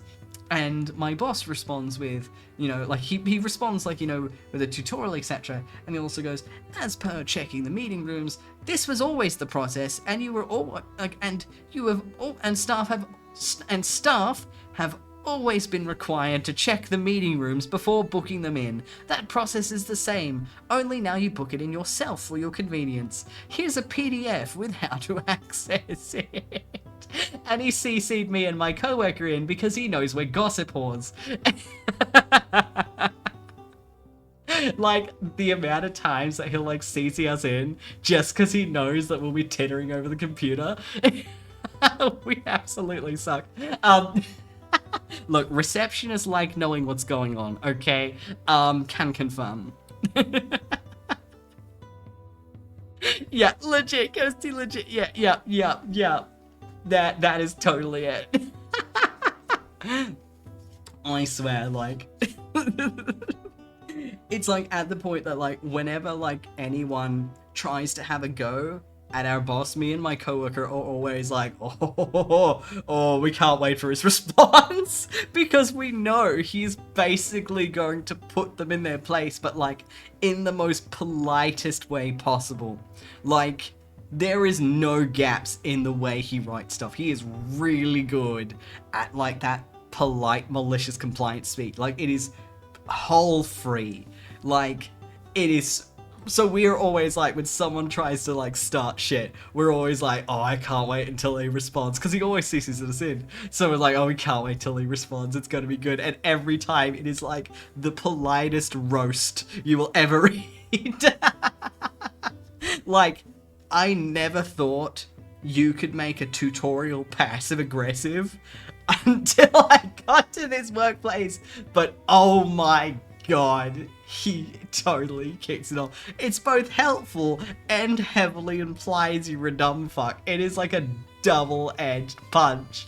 But you can't get mad, because if you admit that you're struggling with a tutorial with photos with circles over every step, you have to publicly admit that you didn't read it.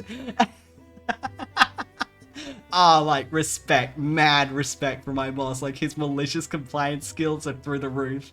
I aspire to be that petty. Oh my god. Yeah, office drama is crazy. Like, you hear about it all the time, but like, until I got an office job, because before this, like, because excluding the shitty INT job, I never really had an office job. I was always hospitality and retail. And so, like, yeah, like, office drama is crazy. Oh my god. Like, oh my god.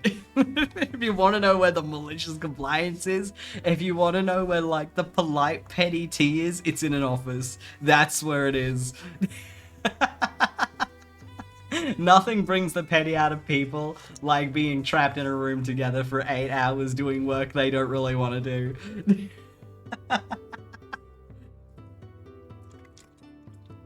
Oh my god. Alright. This next one is titled, You Can Count? Okay. Count. I was at Costco last month buying a shitload of heavy whipping cream, maple syrup, and half and halves. I was making my special drink that I always give out during the holidays. You know how Costco has that big section full of empty boxes for us to just take? Well, yeah, I took a bunch of them and put my ingredients in them so I wouldn't have to manually put each one in my car. I was probably buying close to 20 of each, so I had enough to give all of my family, friends, co-workers, and neighbours. I did self-checkout so the poor cashier wouldn't have to scan like 70 plus items. Got my long-ass receipt, and made my way over to the receipt goblins at the exit. At my Costco, most receipt goblins just glance at your cart, then just swipe your receipt. They're also too lazy to count through it all, lol. When the lady I had started off looking through my cart and seeing all I'd bought, after she realised how much stuff there, she asked, "How many of these are there?" while pointing to the box holding both heavy whipping cream and half cartons. To be honest, I couldn't even remember how many I bought, so I just started manually counting each one in front of her. That's her job. I didn't mind counting and helping out. This is when she caught me off guard. Not even a couple of seconds into me counting out loud, she snaps in a condescending voice. "I know how to count. I want to know how many of these," pointing to a carton of half and half. I'm thinking, lady, this is why I am counting, but alright, whatever. I reply back, okay, I don't remember how many I bought, but since you know how to count, you're more than welcome to. She just glares at me and starts manually counting them all. After finishing counting all 70 plus items, she hands me back my receipt while trying to avoid eye contact. I just say thank you and wish you a better day. Oh yeah, that is a tasty fuck you right on the end. Have a nice day.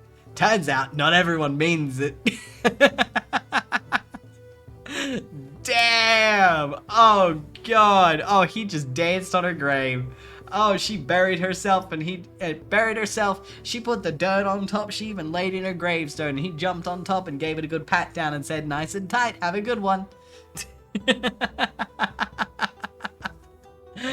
Oh, oh my god.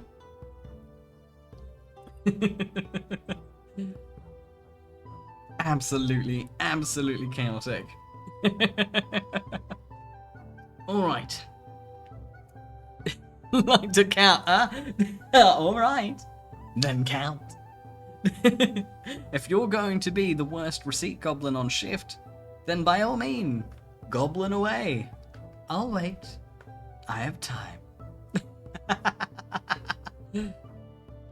Alright.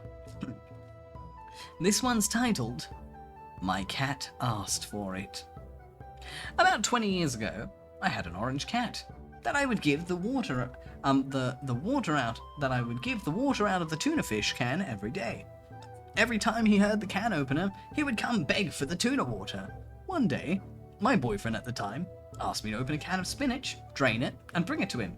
Well, my cat hears the can opener and was begging for the water. I kept telling him it's not what he wants. Then he reached up and scratched my leg, thinking I wasn't going to give him the water.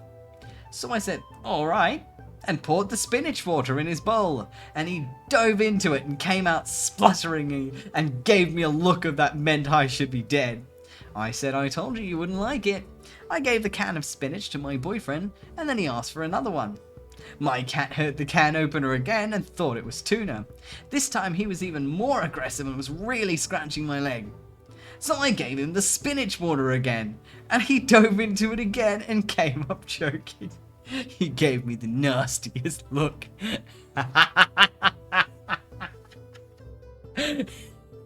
Okay, that is hilarious. That is adorable. The betrayal. Oh, the betrayal. Oh my god.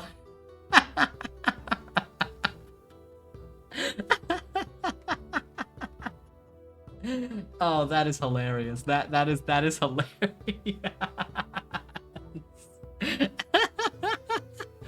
Kitty should have learned from the first one. It's spinach water tonight, buddy. Oh my god. Alright. This one is titled, Santa is a hilariously evil master of malicious compliance. Now, I would never do anything like this to my children, but Santa? That dude is an evil master. A few years ago, the kids had their hearts set on getting tablets. We said no. We took the kids to get photos with Santa. Santa, what do you want for Christmas this year? Kids, tablets. Santa, are you sick? Do you have headaches? Are you looking for Tylenol? Kids, no, tablets. Like for games and stuff. Santa, oh, I don't know. I'll see what the elves can cook up. Seriously, this couldn't have gone any better. Imagine their surprise going through their stockings and finding bottles of Christmas Joy tablets from the North Pole Pharmacy Services with their names and all the typical other things you find on a prescription label. I guess those are your tablets, we said. Then a while later, they opened up a pair of iPad mini boxes complete with slate tablets to cut and fit chalk. Oh, I guess Santa got you some stone tablets too. Oh, that's cool. iPod mini tablets with slate tablets in them. Eventually, a pair of electronic tablets showed up. But not before we had a great time enjoying Santa screwing with the kids. It's like, don't you love your new tablets? Look, the slate tablets. You can use them for, like, games and stuff. Tic-tac-toe is a game. It's like, Dad, you're fired. Oh, a new dad. Christmas wish unclear. Sending chalk. Oh my god. Good on that Santa. Good on that Santa for basically giving the parents that loophole that plays hangman. Eh? Today's theme is the solar system. This next one is called Stay in My Lane? Okay. But it'll cost you. A few years ago, I was the primary faculty advisor and chair for admissions to a highly competitive health science program at a small public college. While that may sound impressive, it's basically a way of saying that I was the lowest on the totem pole, but had all the responsibility overseeing admissions for this program. In order to try and make the department even stronger, they added a new degree option to that health science program that largely overlapped with existing classes. In fact, the only change they had to make was to add a 8 credit hour course to make the new degree option. Since I was so low on the totem pole, I had no part in the process for this, But as the loan advisor, I had to learn all of the ins and outs of it so I can advise students and potential applicants. Because of this, I found a problem where the new class was added to the course schedule and added to the college catalogue, but it was not officially added to the new major. This would cause trouble for financial aid, and down the road when they apply for graduation. It may seem like a small thing, but it's not officially required for the major financial aid. The major financial aid won't pay for it. I pointed this out to my supervisor, who thanked me for catching it, and asked me to inquire about how we correct this. So I sent an email to someone, middle management, who might be able to help, asking questions and proposing possible short-term solutions until the curriculum committee could meet to make up the changes official. After the email, there was silence for a week. There, I was sent a follow-up email. The next morning, I received an email from one of the VPs, chewing me out for overstepping my bounds, trying to make changes I didn't have the authority to make, and a reminder that they know how to do their jobs, and that I was expected to stay in my lane. This email included my supervisor, multiple deans, 2 department heads, and another VP. Fine. I dropped it. I was already looking for other jobs, and then ended up leaving the following year, so what do I care? Fast forward 3 months, we're about 10 days away from this new class starting with the first cohort of 10 students in this new degree, and I started getting phone calls and emails from all over the place. The problem I pointed out still hadn't been fixed. Now the financial aid and registrar's offices are dealing with angry students who just found out they will have to pay for an 8-credit class out of pocket. Both departments were reaching out to me to ask for help to get this fixed before the VP found out about it. I just forwarded the email I received from the VP with a message that I was instructed to stay out of this and that their bosses were aware that I was to not be involved.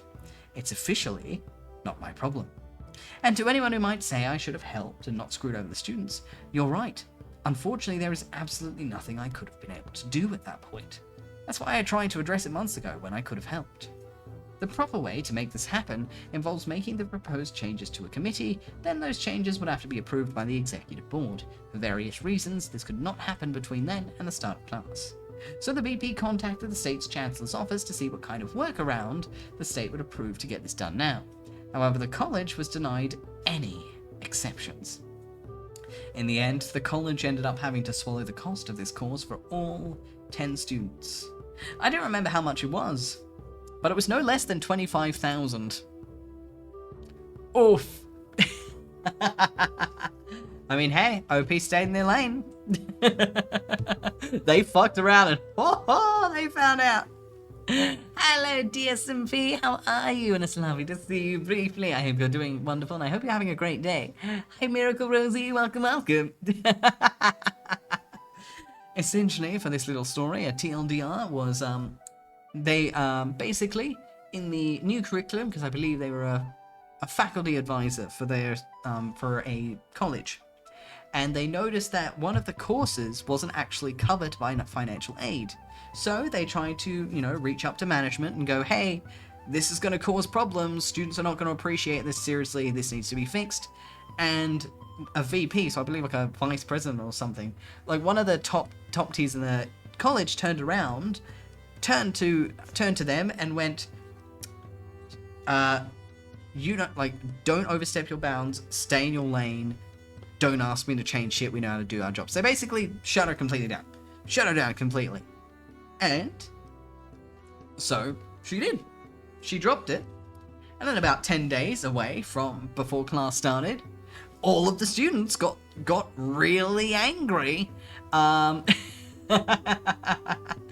really angry about it, started causing a hubbub, and all of a sudden, they were turning to OP going, hey, how do we fix this? And they were like, no, it's not my problem, I'm staying out of it. And they ended up having to pay a $25,000 fine as a result. I mean, you're absolutely welcome to stare at in the personal stories channel over in the Discord if you like. At the moment, I'm only reading Reddit stories. But you absolutely are welcome to drop it over in the Discord. We can have a check out after stream. Oh no. Honestly, let's be honest. Sometimes the brain just doesn't brain. Oh my god. Alrighty. This next one... Wait. This next one is titled, When China Decided to Crack Down on Hong Kong's Civil Liberties, and I, as a citizen, still had to pay my taxes to its oppressive government? No problem. I did it so that I actually made them lose money. Legally.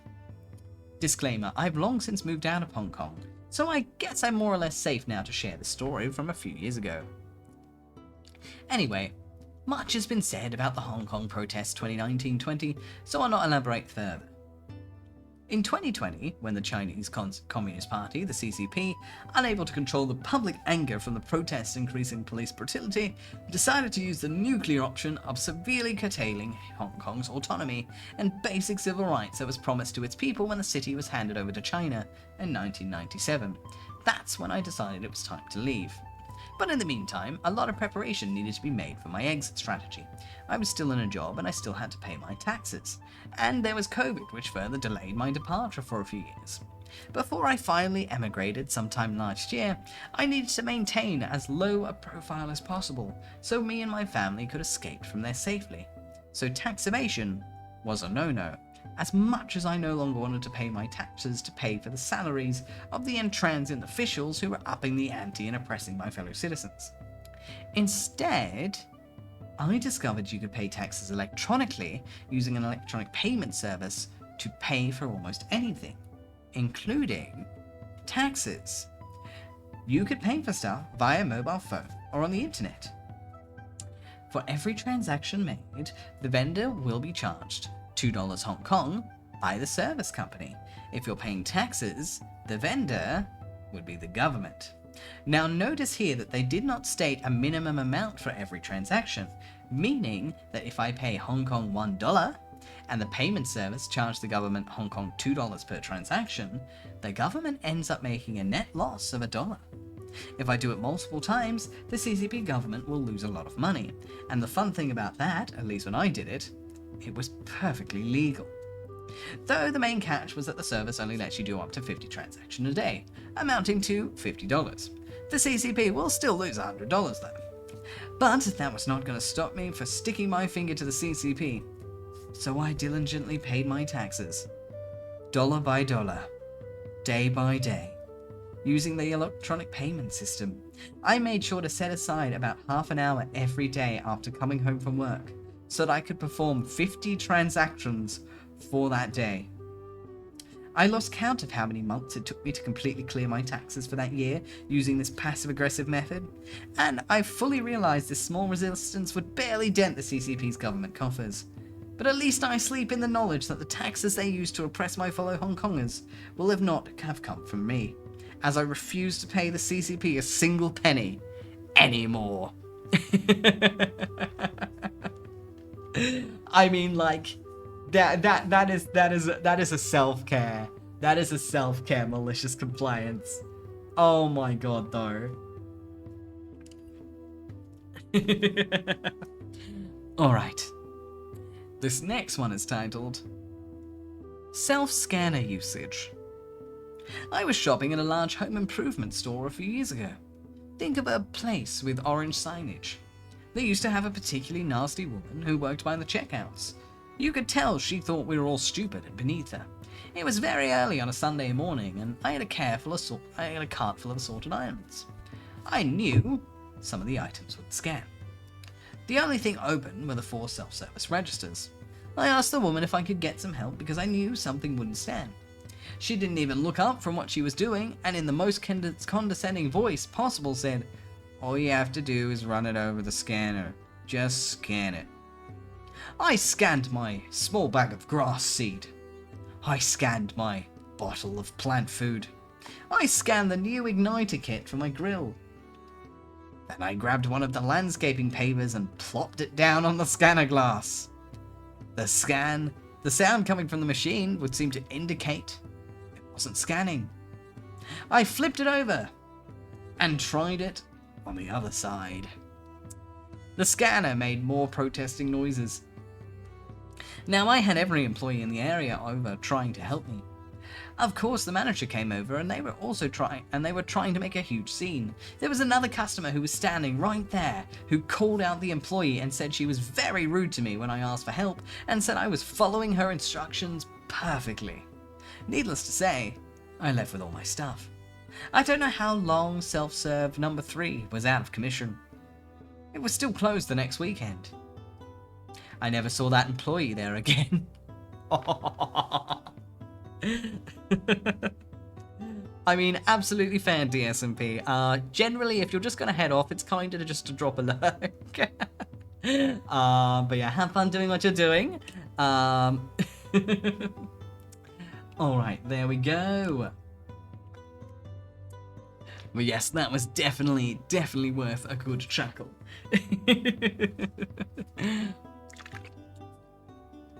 Alrighty. This next one is called Stack the Pallets 4 High. I used to work as a merchandiser for a national soda company about 10 years ago. One of the biggest problems we had would occur every holiday when stores had serious sales on soda, like getting 4 12-packs for $10. The problem is that there simply isn't enough room in the back room to store enough product on a really busy holiday like the 4th of July.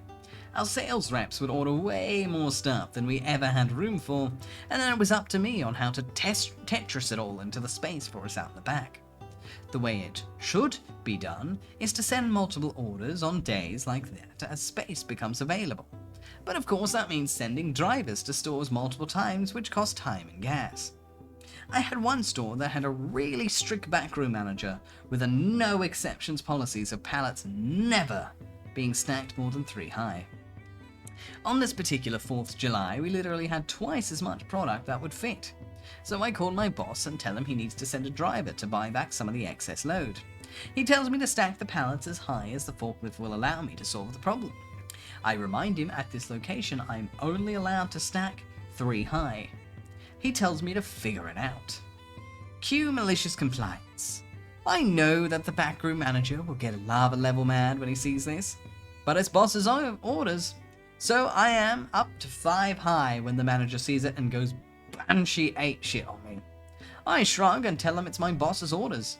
I finish stacking, with one tower now being 5 high, then start walking out as my shift is now done. The backroom manager tells me that if I leave it like that, we can kiss our account with the store goodbye. I shrug and leave. I get a call from my boss 30 minutes later that there is a driver on the way to do buyback and I need to go back to that store ASAP. I tell him my shift is done for the day and I've already returned the company truck and I'm on my way home to see some fireworks. It's 8 PM at this point. He tells me to turn around and go get it sorted. I tell him the only way I'm going back is if I get double time for the entire day, about 14 hours at that point, plus a 10% raise. He yells at me that it's never going to happen, so I tell him that me returning to the store is never going to happen. I also tell him if he changes his mind, he can send an email to me agreeing and writing to my terms. I had other side gigs at the time and wasn't concerned at all about this job. I got an email 30 minutes later from my boss's boss, agreeing to those terms. It is immediately followed by a phone call from him apologizing that I am needed and I need to go back to the store ASAP. My boss's boss also sent my boss, who was already at home, to help me sort the mess out. Hearing him apologize to the backroom manager was gold. TLDR, my boss orders me to do something that made the store mad, almost cost them their contract with the store, and resulted in me getting double time for a day plus a permanent 10% raise. Oh, and boss had to come and sort out the mess himself. Thank you for the stretch, I appreciate it. Arms in front, up over the head, and stretch. Well done, OP. Fucking clap. Clap. That is goated, that is god tier. Thank you for the hydrate, darling, I appreciate it. Ooh, and the posture check as well, thank you. Oh, thank you for the hand pats. Alrighty. Alright, let's go. Alright, so I'll open up. Let's go with 5 more. So we'll do 5 more stories for the night. Hi, your local idiot. Thank you for the follow. I really appreciate it. Thank you.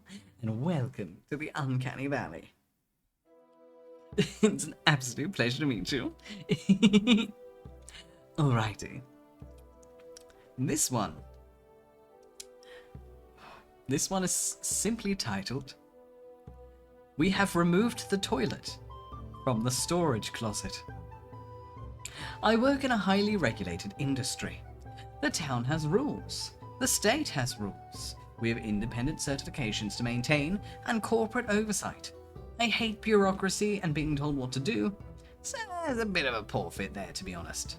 Anyway, we had a bathroom that was in a weird spot and had some layout issues too, so it was never used.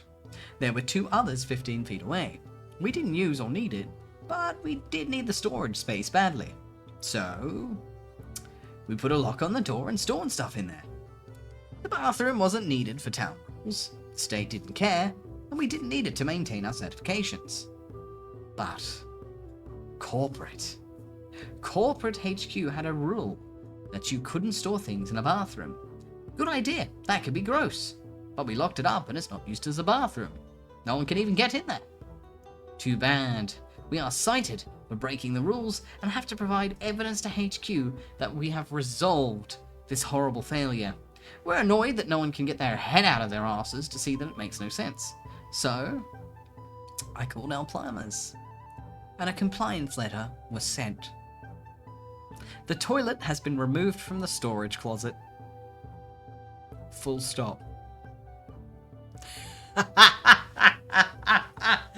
And that's the end. That is literally the end. That's where it ends.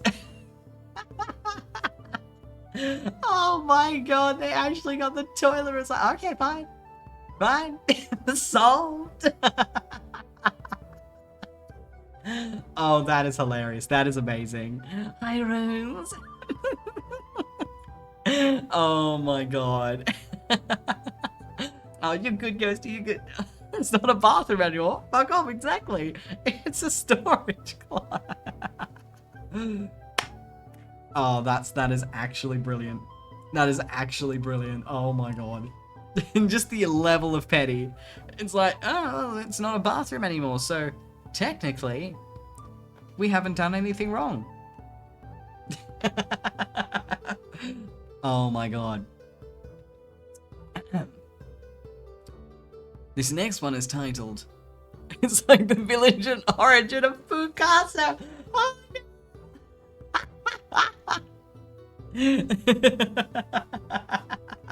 no.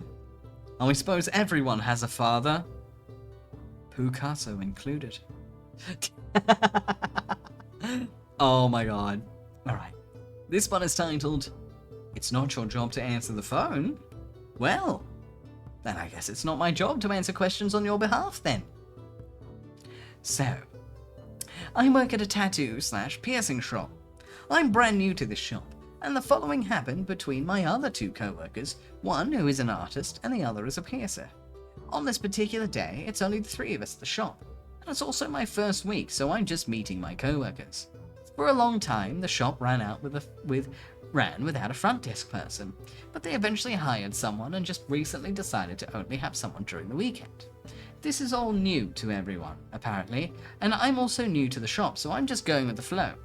Unbeknownst to me, the piercer and artist had a conversation first thing in the morning. I think I was in my booth and heard the story later on in the week. Went along the lines of, "Piercer, that's bullshit, we don't have a front desk person. Hey, yeah, but it's fine, we're capable of attending people when they come in. Well, that's not Piercer. Well, it's not my job to greet people or answer the phone. Don't expect me to take any calls."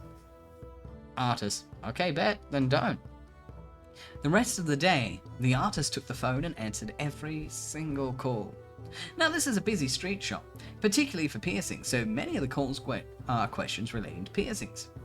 So every call the artist took about piercings, he'd say, "Oh, well, that's a piercing question and I don't answer those, so I guess you have to come in and find out." All day long. At some point, he had to leave for 15 minutes and handed me the phone, giving me specific instructions not to answer anything about piercings. I was like, okay, but I just did what I was told. I found it strange, but I also didn't question it. The piercer just sat in his station the entire day and sulked. The next day, the owner was in and the piercer had a 180 change in attitude about answering the phone and not having a receptionist. He started answering calls. Oh my god, guys, he was in your hair. Oh my god. Sweet and to the point. Delightful.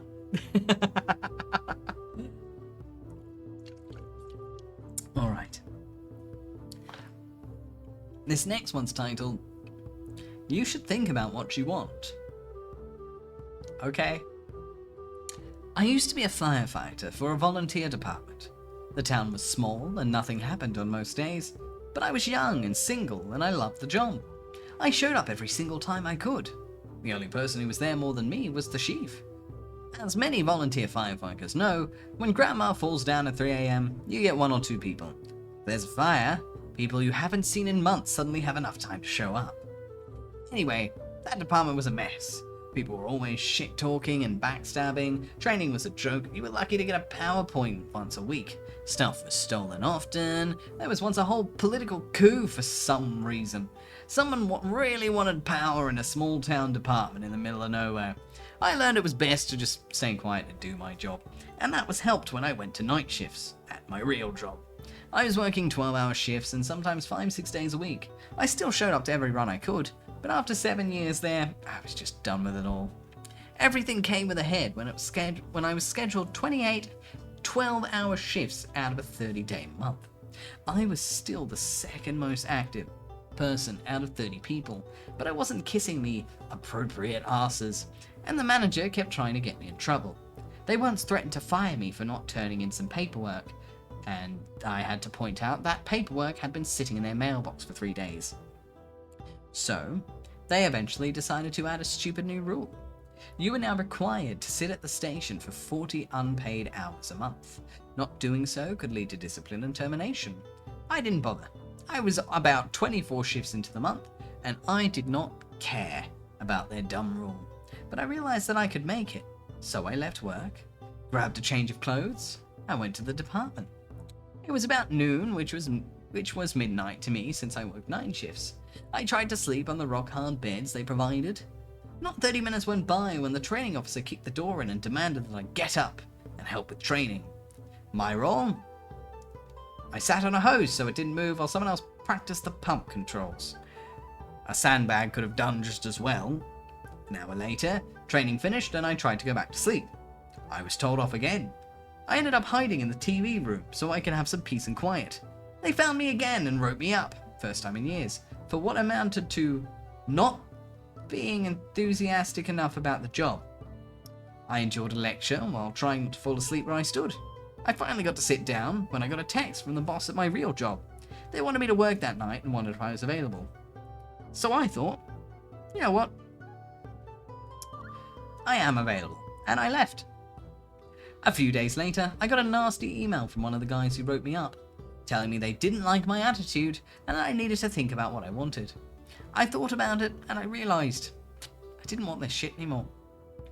So I wrote my resignation letter, went back to the station, gathered my personal effects, and never returned. Wow, that is the most toxic fucking firefighting station I've ever heard of. Like, yeah, like I love how it's like, it's either okay, bet, alright. Like it's like that person, okay. Alright, I'll do it. You're gonna wish you didn't ask though. Oh my god. Legit, honestly, I'm glad he got out. Though he stayed there for 7 years. Damn. Sounds like a nightmare to work. Oh, this one is simply titled, You Want Me to Wrap Your Presents? Okay. Every year, my dad simply refuses to wrap his own presents for Christmas. He pushes that task onto either myself, or, for gifts for me, my brother. This year, he said he'd give me $5 to wrap presents from my mum, so I agreed. He came in 2 minutes later with another thing for me to wrap. I told him it was $5 more to do that. He refused, we went back and forth for a while, and I never agreed to anything. I wrapped the paid-for present very nicely, but as for the other one, I wrapped it in a way that could completely undermined the whole purpose of wrapping a gift in the first place. in a nice, clear plastic. That way, for everyone playing White Elephant, they'll know not only what it is, but who put it in as well. My dad almost always puts in a Visa gift card with a 1% tip on it. When he saw it at first, he didn't think it was wrapped, but I told him to look closer and to see that it was indeed wrapped. He ended up not caring, but I'll get to see how everyone else reacts tomorrow, I guess. He even complimented me on my wrapping skills. Kind of backfired, but I tried to comply in the least helpful way possible. Okay. That was a bit of a backfire. Oh my god, they were just like, ha, fuck you, your gift's not a surprise. And he was like, oh sweet, I didn't have to wrap it. Seems like the one who maliciously complied was the dad. Oh shit, that was a plot twist. Oh my god.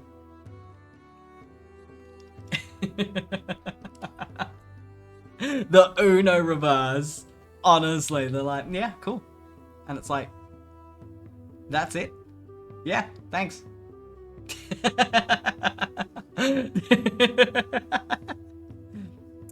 Alright. I believe this next story, mostly just because my voice is starting to run out a little bit. The vocal juices are starting to lose steam. I believe this will be the last story for the night. And it is called Won't Pay My Dues, Pay Double for Training. Several years ago, I was employed by a government agency. I'm a professional, and I have mandatory continuing education requirements to keep my license. The agency, reluctantly, was paying the bare minimum for my annual license renewer and would pay for the cheapest annual training. A subgroup of the licensing entity exists for professionals who work in the same niche as me. During the relevant timeframes for the dues for the subgroup were $15 annually. The subgroup offered a package of all the required training, 1 hour each of 2 mandatory subject areas and a total of 12.48 hours. Most commercial training is around $150-$200 an hour. Although there are some freebies here and there used by companies as advertising, but not usually very relevant to my job. The very relevant subgroup training was $50 to members, so membership and training could be paid in one check for $65 a bargain. Agency Bean Counter said they could not pay the $15. So for a number of years, I refused to join the group, and the Bean Counter paid $100 for my training. After a number of years, I transferred to a different agency. New Bean Counter had no issue with paying the membership to save money. Okay, so it seems like every year this person had to do training. And I think it was like a $15 membership fee, and they get the training free, or they have to pay $100 for training. The guy in charge of the money is like, oh, we can't pay the $15 for your licensing, you're just gonna have to take care of it. So they ended up having to pay $100 for the training instead. I mean,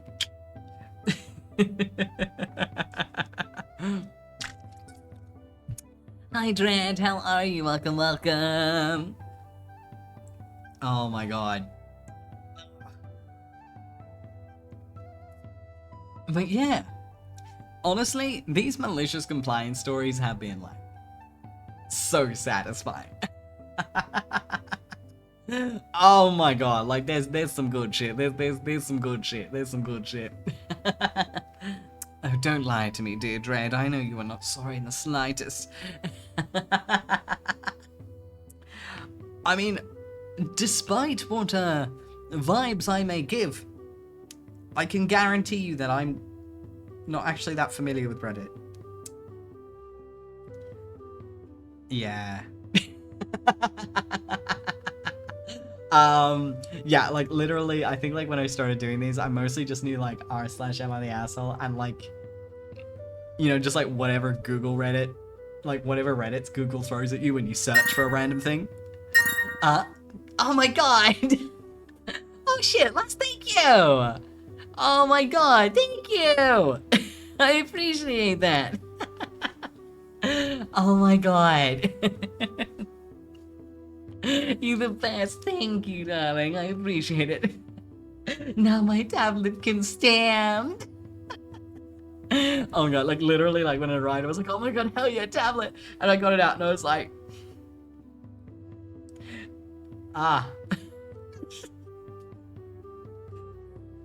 Me no have stand.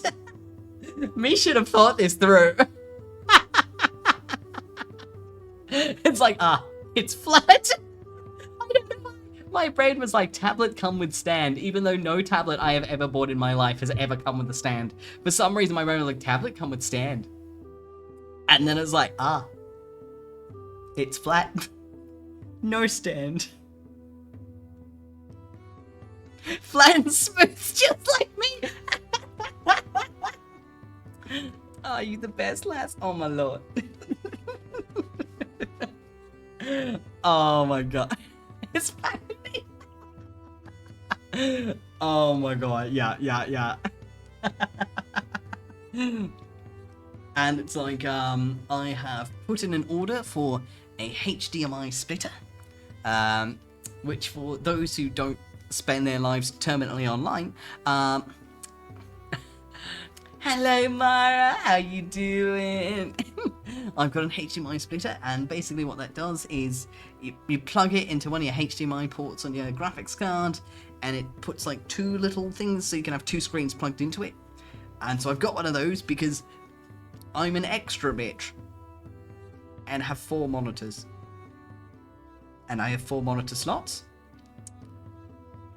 But it's okay, my splitter's coming. The tablet counts as a monitor, apparently. I also learned that when I opened it up. I opened it and I was like, oh, tablet, cool. And then I saw a HDMI and I'm like, oh?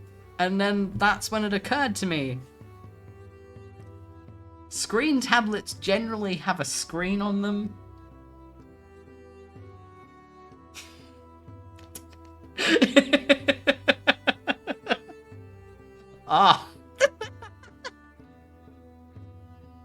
Makes sense that it would be treated as a monitor, actually. I don't know why my dumbass thought it'd just be USB plug-in.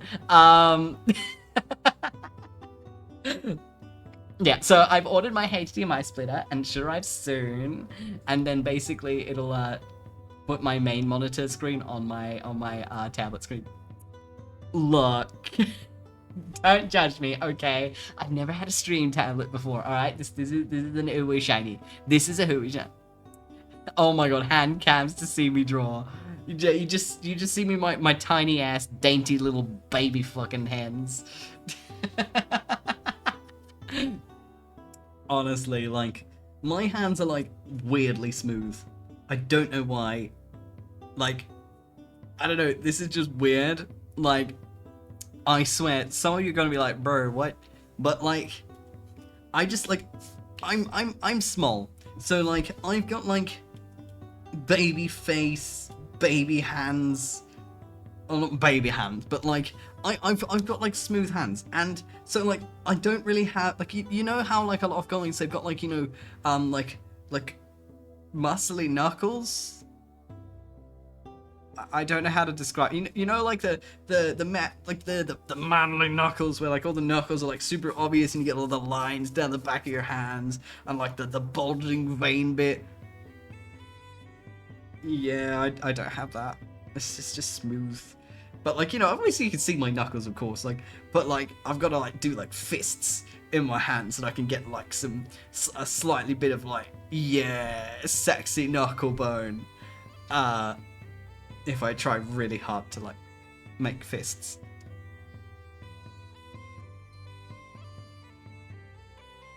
It's not a very sexy knuckle bone.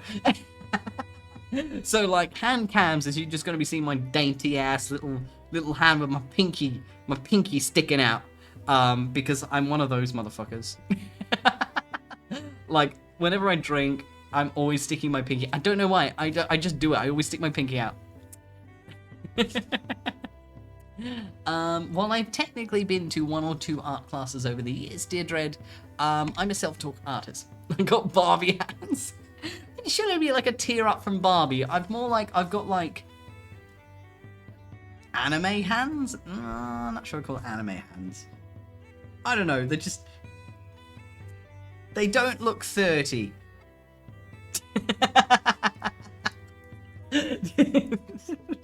I've got like, I don't know,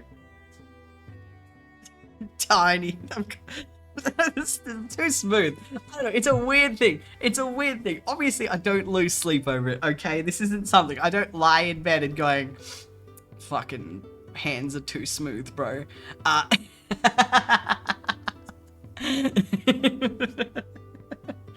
Oh my god. Yep. Yes, alright, yep.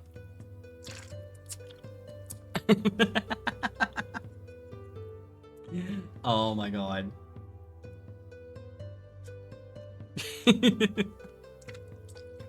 Look, this is why I have a beard, okay? I say a beard. I've got shitty scruff. Very good. Look, just because I have tiny twink energy, okay? I mean, like, actually, I suppose for reference, like, you see the hand holding the book? You see, like, the hand holding the book, the asset? My hands actually look a bit like that. My hands actually look a little bit like that. Maybe, like, a bit smaller, because, you know, I'm fucking 160 centimeters. But, like, yeah, I've got, like, that kind of hand. Oh, you sweet lass, you sweet. Are you coming from my coconut? You can hold my hands. I mean, you'll probably like eat them. They're tiny, but like my hands may be tiny, but my middle fingers are functional.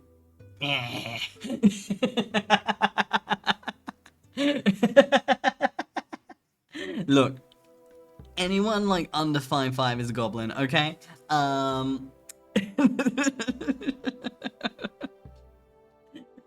It's like, come get yourself some premium size 7 grippers. That's right, even my feet are the heavenly number.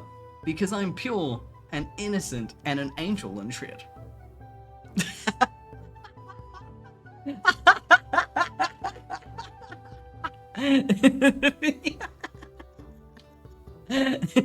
It's okay. Okay, I'm not going to lie. I just imagine the most cursed thing. Is it a hand? Is it a gripper? Its hands fused to the grippers. Run.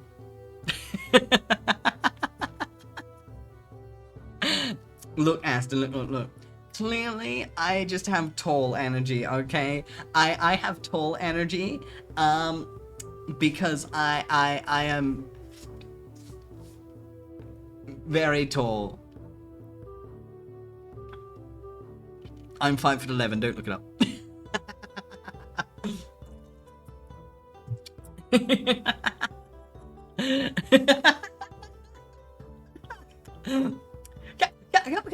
Come on, I've got like tall vibes, like tall vibes. Like, yeah.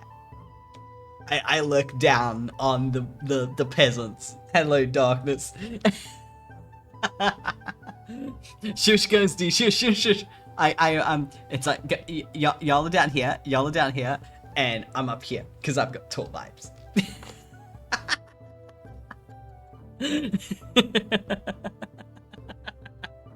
Oh my god. Yeah, look, being a VTuber is all about living your greatest fantasy of being who you truly are inside. And though my mirror reflection is kind of like a soft boy ginger, could have been a hipster but wasn't willing to commit to the movement vibe, in my heart and soul, I'm just like a really sassy goblin twink.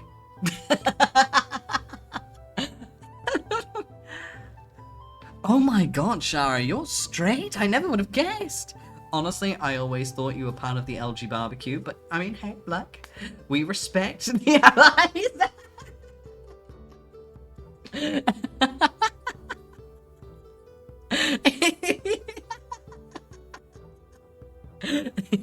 Mwah.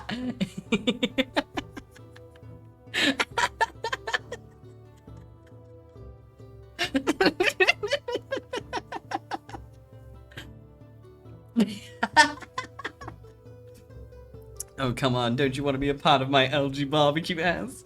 You and me, we sizzling all night.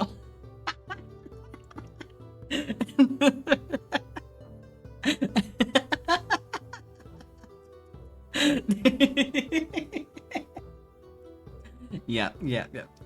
Oh, come now, Ghosty, come now. The stakes are too high for you to quit now. Oh, steal it away.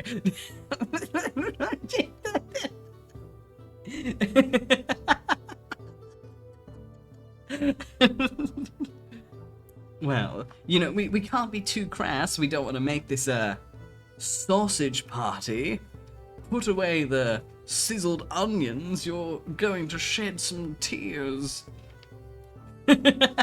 All this ribbing. Yeah.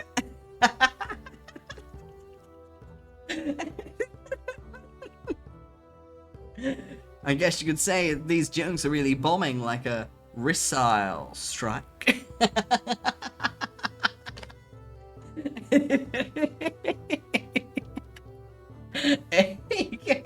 Oh, I'll meet your shoveler. No need to stir the coals. I guess we should probably put the lid on this LG barbecue.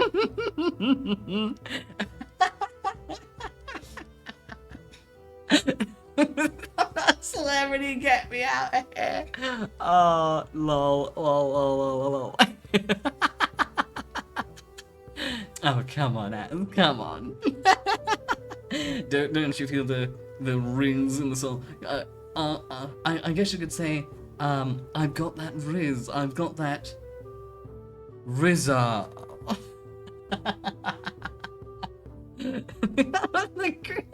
the girl thing. Yeah, I'm sorry, these norks are like knocking over everything. I need to hold off, so I need to take off the norks and start nibbling. I mean, hey, like, I understand. Just like my cooking, my jokes really are having a burnout. Don't bean me! Honestly, I've got to pick up the beans tomorrow. I have fear. There is like a tiny part of my soul that's just hoping Big W doesn't have any in stock. Like, I know the website says it does, but I'm like kind of praying it doesn't. I'm just kind of like, oh well, what a shame. Self-roast knows a rep. Just like my roast chicken. Yeah, all right, that was bad. That one's bad. I'm not even gonna. That one was just bad. Don't kill. Shara, what has Hick ever done to deserve? I'm sorry. Forgive me for what I've done. I'm a sinner. I will repent.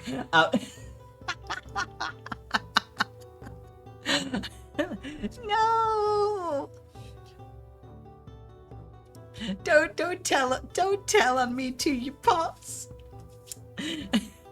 You can't let him know that I'm an LG barbecue daddy.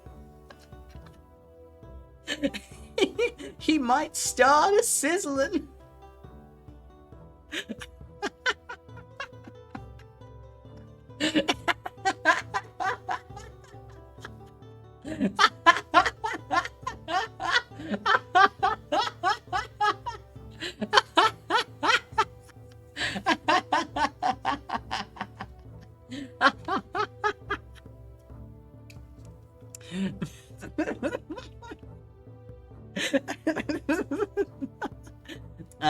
I guess this joke really is getting it's getting old.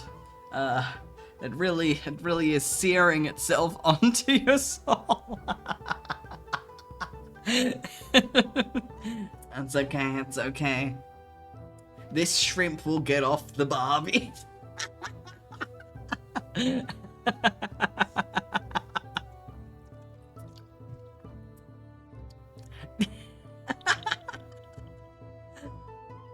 I mean, Lasty absolutely deserves a smooch on the forehead. He's a downright treat. But you wouldn't give me a smooch on the forehead? Wouldn't want to give me a whittle smooch on the forehead, you will?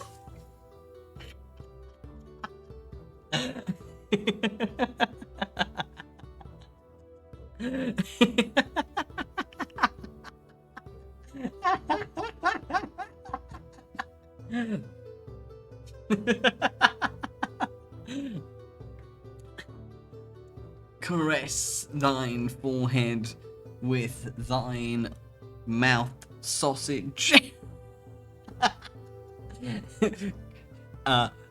Touch the surface of my skin with thou partially exposed muscle.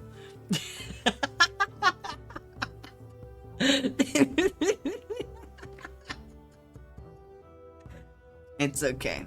You can smooth me any day. I'm sorry. I'm being mean. I'm being mean. I'm sorry. I'll say myself out. I'll say myself. Not the cannibal. Yeah. I'm sorry. I had to.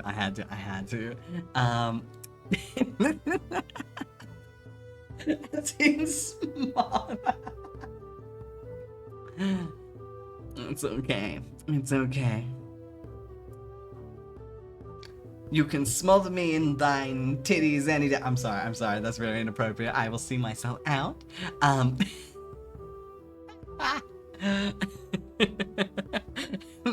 Oh, come on, Az. A little cringe is healthy for the soul.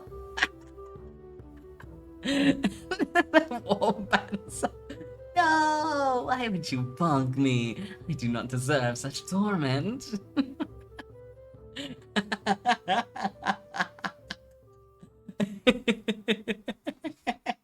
It's totally possible. Oh my god. Yeah, and the last thing you ever hear, dear Ghosty, is just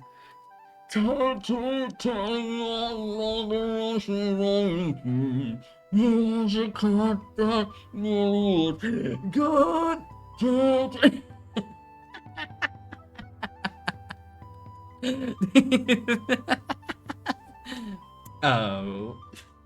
Well, then let's be honest, Az. It's not a fun day without it being a little fun for your microphone.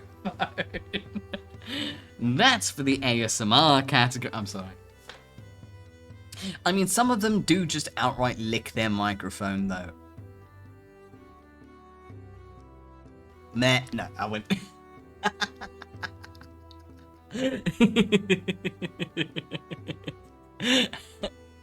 Honestly, like, it's actually far away from this point. Okay, I'm going to unveil a truth that I'm not sure that you'll be ready to hear. I didn't actually lick the microphone.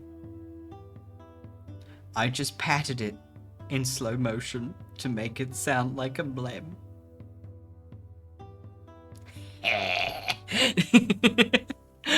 I think if I licked that thing, I would have short-circuited.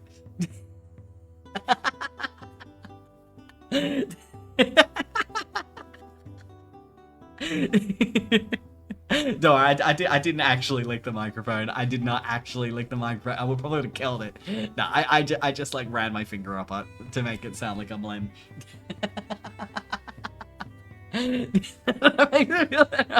It's like, no, I didn't lick it. I simply caressed it. Meh. Just to put me in a chokehold. Damn, that is one overpriced beatdown.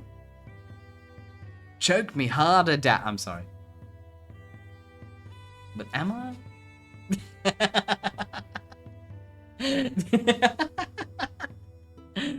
And you deserve all the pats, dearest Rose. Just snaps neck. I mean, please read all those words.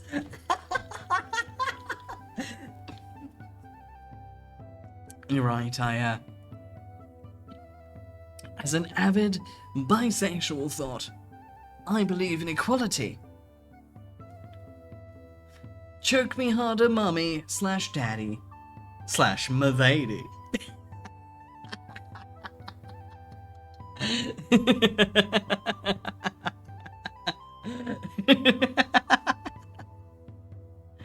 I mean, honestly, as like the ping in Australia is no shit.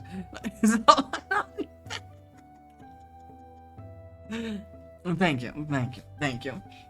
My goal is to be as inclusive as possible.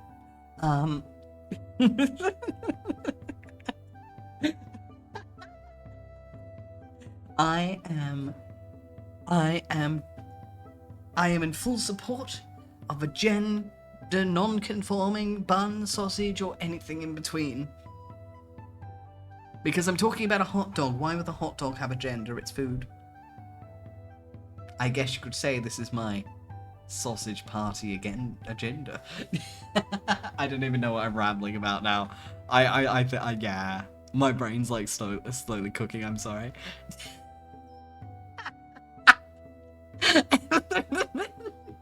It's okay. I'm hurting myself too. Orc sausage.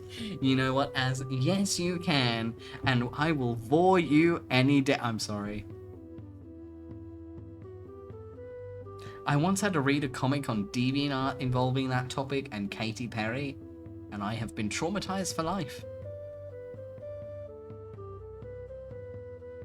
The worst part was very well drawn too. Anyway.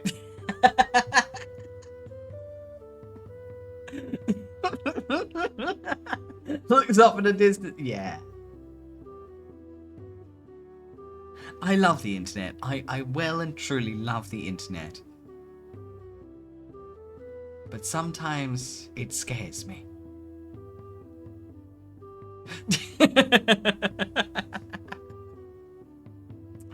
Oh, come now, Az, don't you want some V-Snuggles? Honestly, if someone looked at me and said, would you like some V-Snuggles? I'll be honest, even I would be like, I'm right, I'm good, bye. Like a bat to be. Beat on it, beat on it, beat on it, beat on me. I'm not gonna stop, that is the plan. That song gets so much worse when you replace bet with beat. Oh my lord.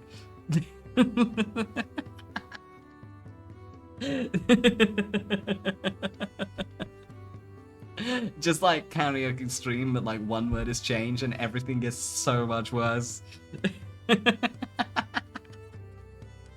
Yeah, it's like that. That is a realm of possibility. Hallelujah. Oh my god. Alright.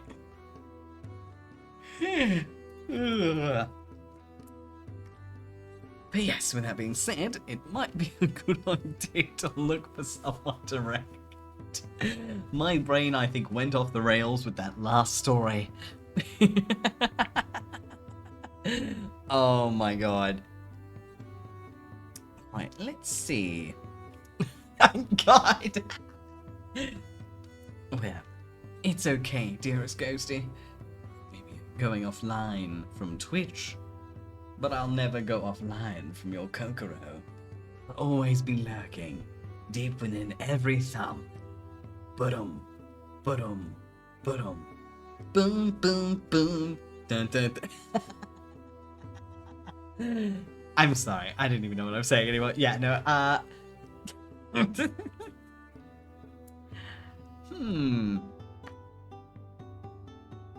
Yeah, I think I've found a good target.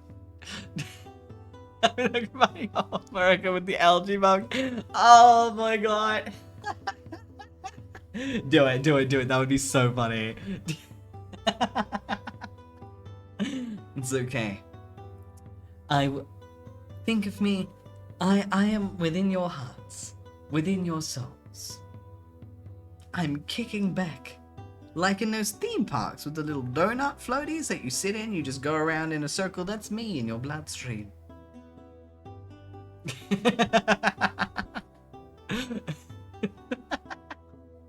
Get no! heartburn. It's like, I'm gonna see a doctor.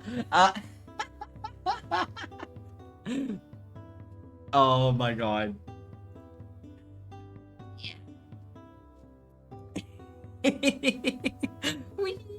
Oh my lord. How much did the blood transplant cost? Oh, don't you guys want me in your soul? Sorry, it's so cursed. It's so cursed. I'm sorry. But yeah, so I have found a raid target, so with that being said, thank you guys so much for joining me for my stream tonight. I have had an absolutely fantastic time reading these very enjoyable malicious compliance stories with you. There is just something so satisfying from reading a story where the punchline is essentially, ha, fuck you, told you so, I'm out. Pretty much nearly every story is like, Lamau, get dunked, I'm out. Peace. And you gotta love that vibe, honestly. I mean, you know what they say, stay petty. Oh my god. You gotta love having that vibe. Yeah, pettiness is so entertaining, honestly. It's like, stay petty, stay toxic. No. Don't be petty. Be maliciously compliant. Because that way, no one can get up your ass. Because you're doing what they asked you. Exactly to the letter. And if they try and call you on out it, and then if they try and call you out on it, well, sounds like a them problem. I am a terrible influence. I am so sorry. Anyway. But yeah, so my next stream will be on Wednesday. We will be playing BeanBoozle Hangman and viciously assaulting my taste buds.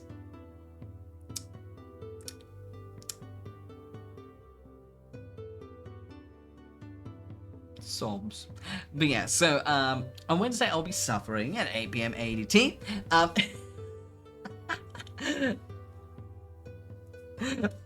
I see, coming. I'm gonna have to get creative for the words. I'm gonna have to put in effort. Yeah, I'm gonna have to come up with this shit. Like OG Hangman. I'm not use the word generator. I'm gonna come up with this shit on the fly. Be so sweaty. This is war. I gotta come up with them zinger hints. So I don't have to eat the beans. Because the rules will be simple. If I win, I don't have to eat a bean. If anyone else wins, I have to eat a bean.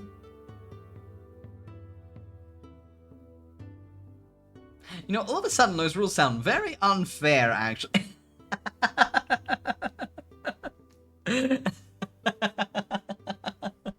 I have fear. Get beamed.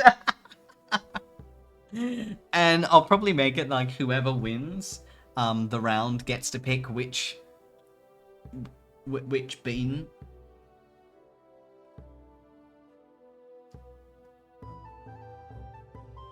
I have fear.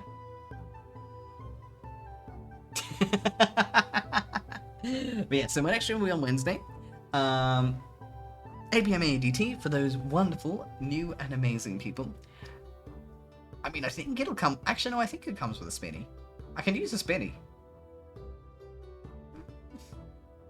I suppose I'll find out, because I'll be buying... I will be buying the BeanBoozles tomorrow.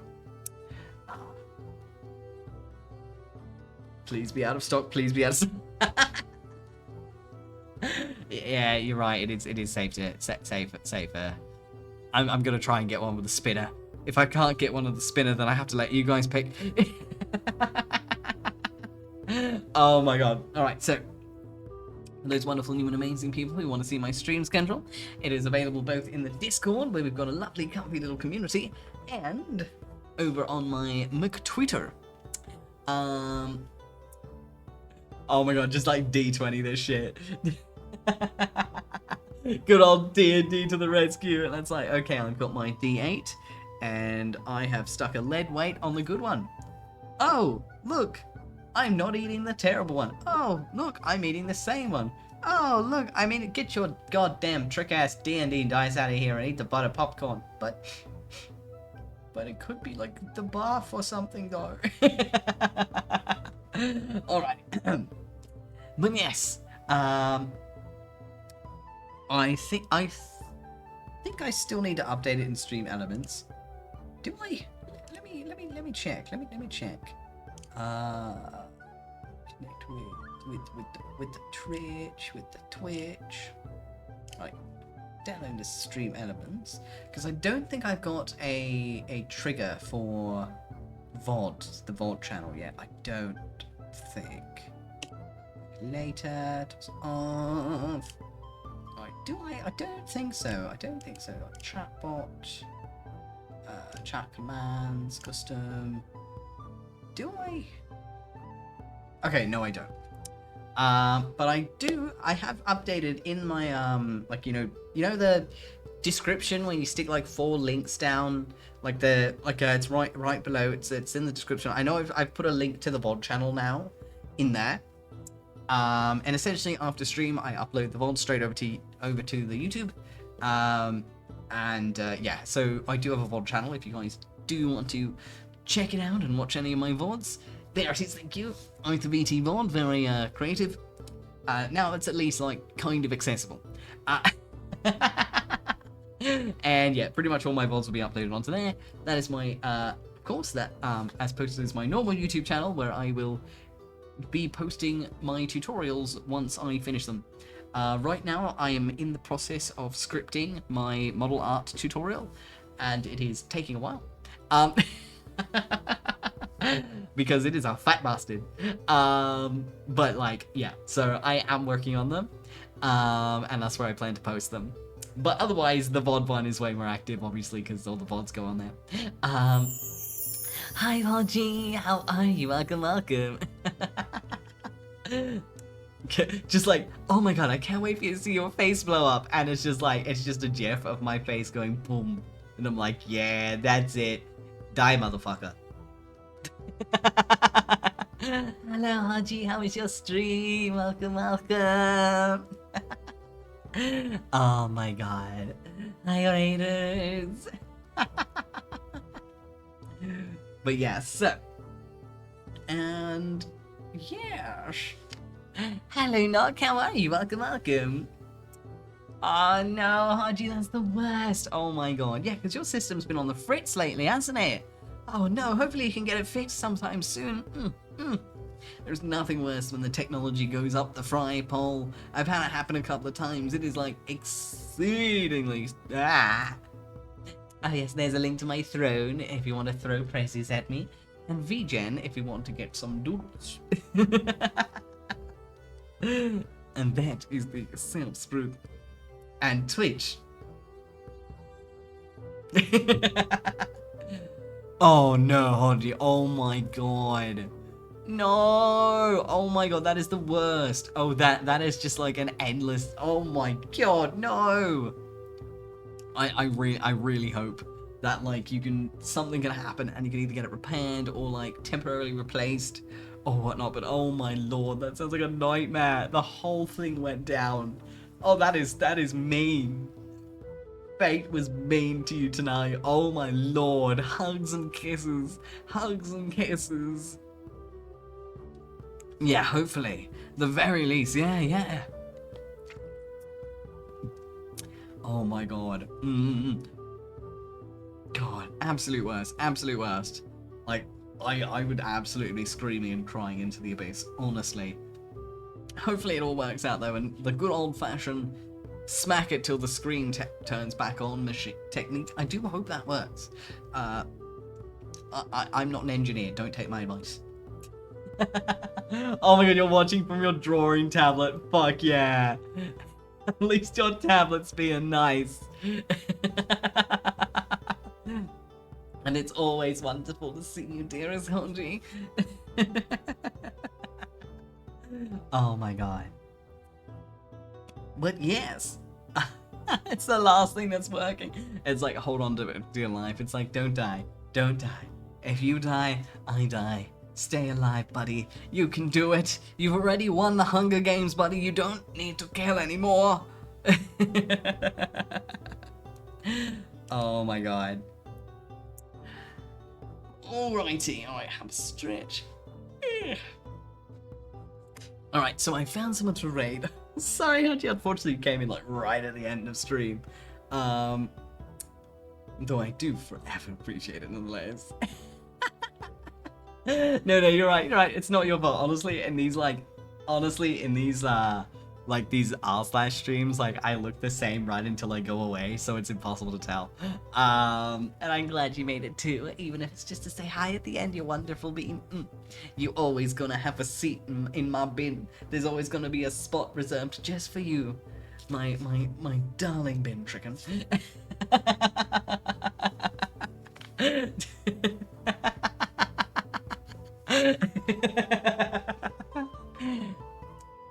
Yes, you're the bin chicken of my bed. Hey, Kaneka. Bring handcuffs. Alright, you can bring the handcuffs. I'll bring the bin juice. The VIP. I mean, like, let's be honest, with VIP, I think Picasso has taken that. For reference, a gentleman last Monday threatened to pee on my reception desk because I didn't let him use the staff bathroom. I witnessed weird shit in my life. Yeah. Yeah. Mondays, am I right? Yeah, it was just you in disguise. It's like I guess you were one hell of a whiz kid, Honji. Honestly.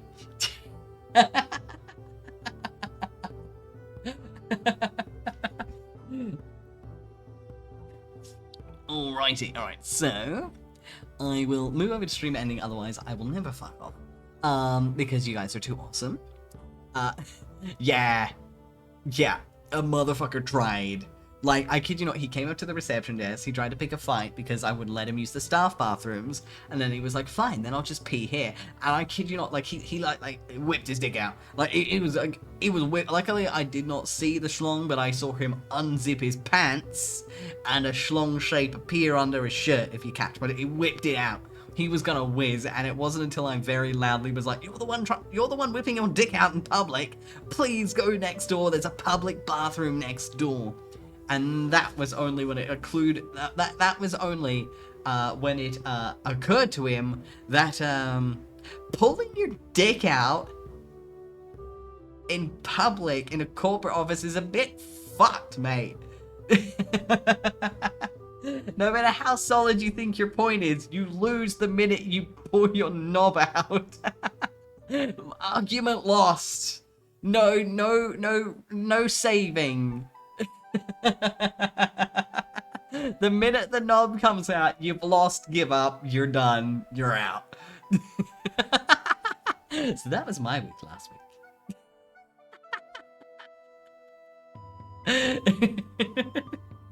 The thing is, Kaneko, it wasn't a private office. It's a public foyer. In a medical building. I can't get more specific, otherwise I might end up unintentionally pointing out where I work. But I work in a... yeah. Yeah. Yeah, it was a public foyer in a medical building.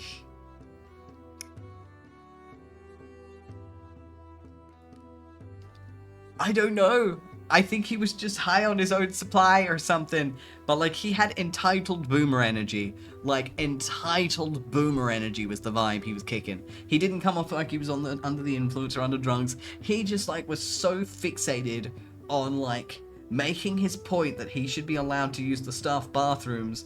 I don't think it occurred to him that whipping his knob out was, in fact, not the answer to his problems. That was, in fact, the way to cause more problems. Hello, Haley. It's lovely to see you. How are you? Yeah, he was on that Bogan grind set. For real, for real. He's, like, stomped out, too. Like, he didn't even leave shamed. He stomped out. And, like, there's a public toilet next door. It wasn't like there was none. Like, I kid you not, he just had to walk, like, 150 meters to a public toilet. He was just stubborn. The look on my coworker's face, though, when I told her, though, she was like, are you kidding? Because she was on break during that time, and it's like, yeah. Oh, you missed, yeah. And she literally said, like, oh, if he said that to me, she was going to get some scissors and go, I'll chop that off. And I was like, eep. No. When I say public toilets, I'm talking, like, they're nice public toilets. Like, it's a nice public toilet. Trust me. Like, it's the worst part is, like, I can't even, like, describe where it is, but it's a nice public toilet. It has to be kept sanitized.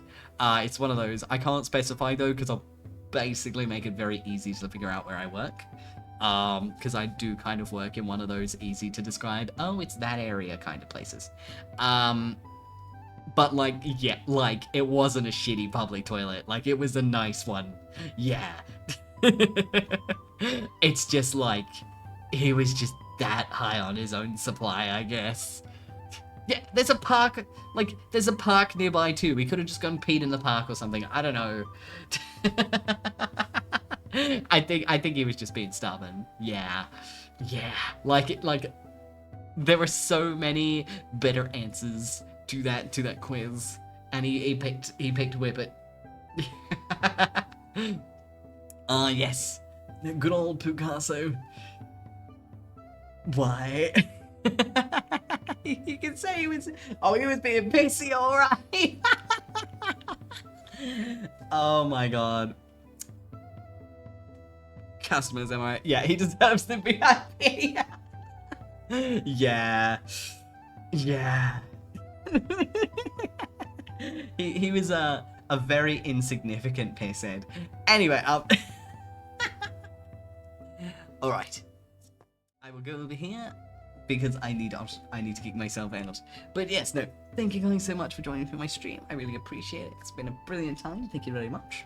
And I suppose as a final note before I toss off, and I'll actually set up the raid as well.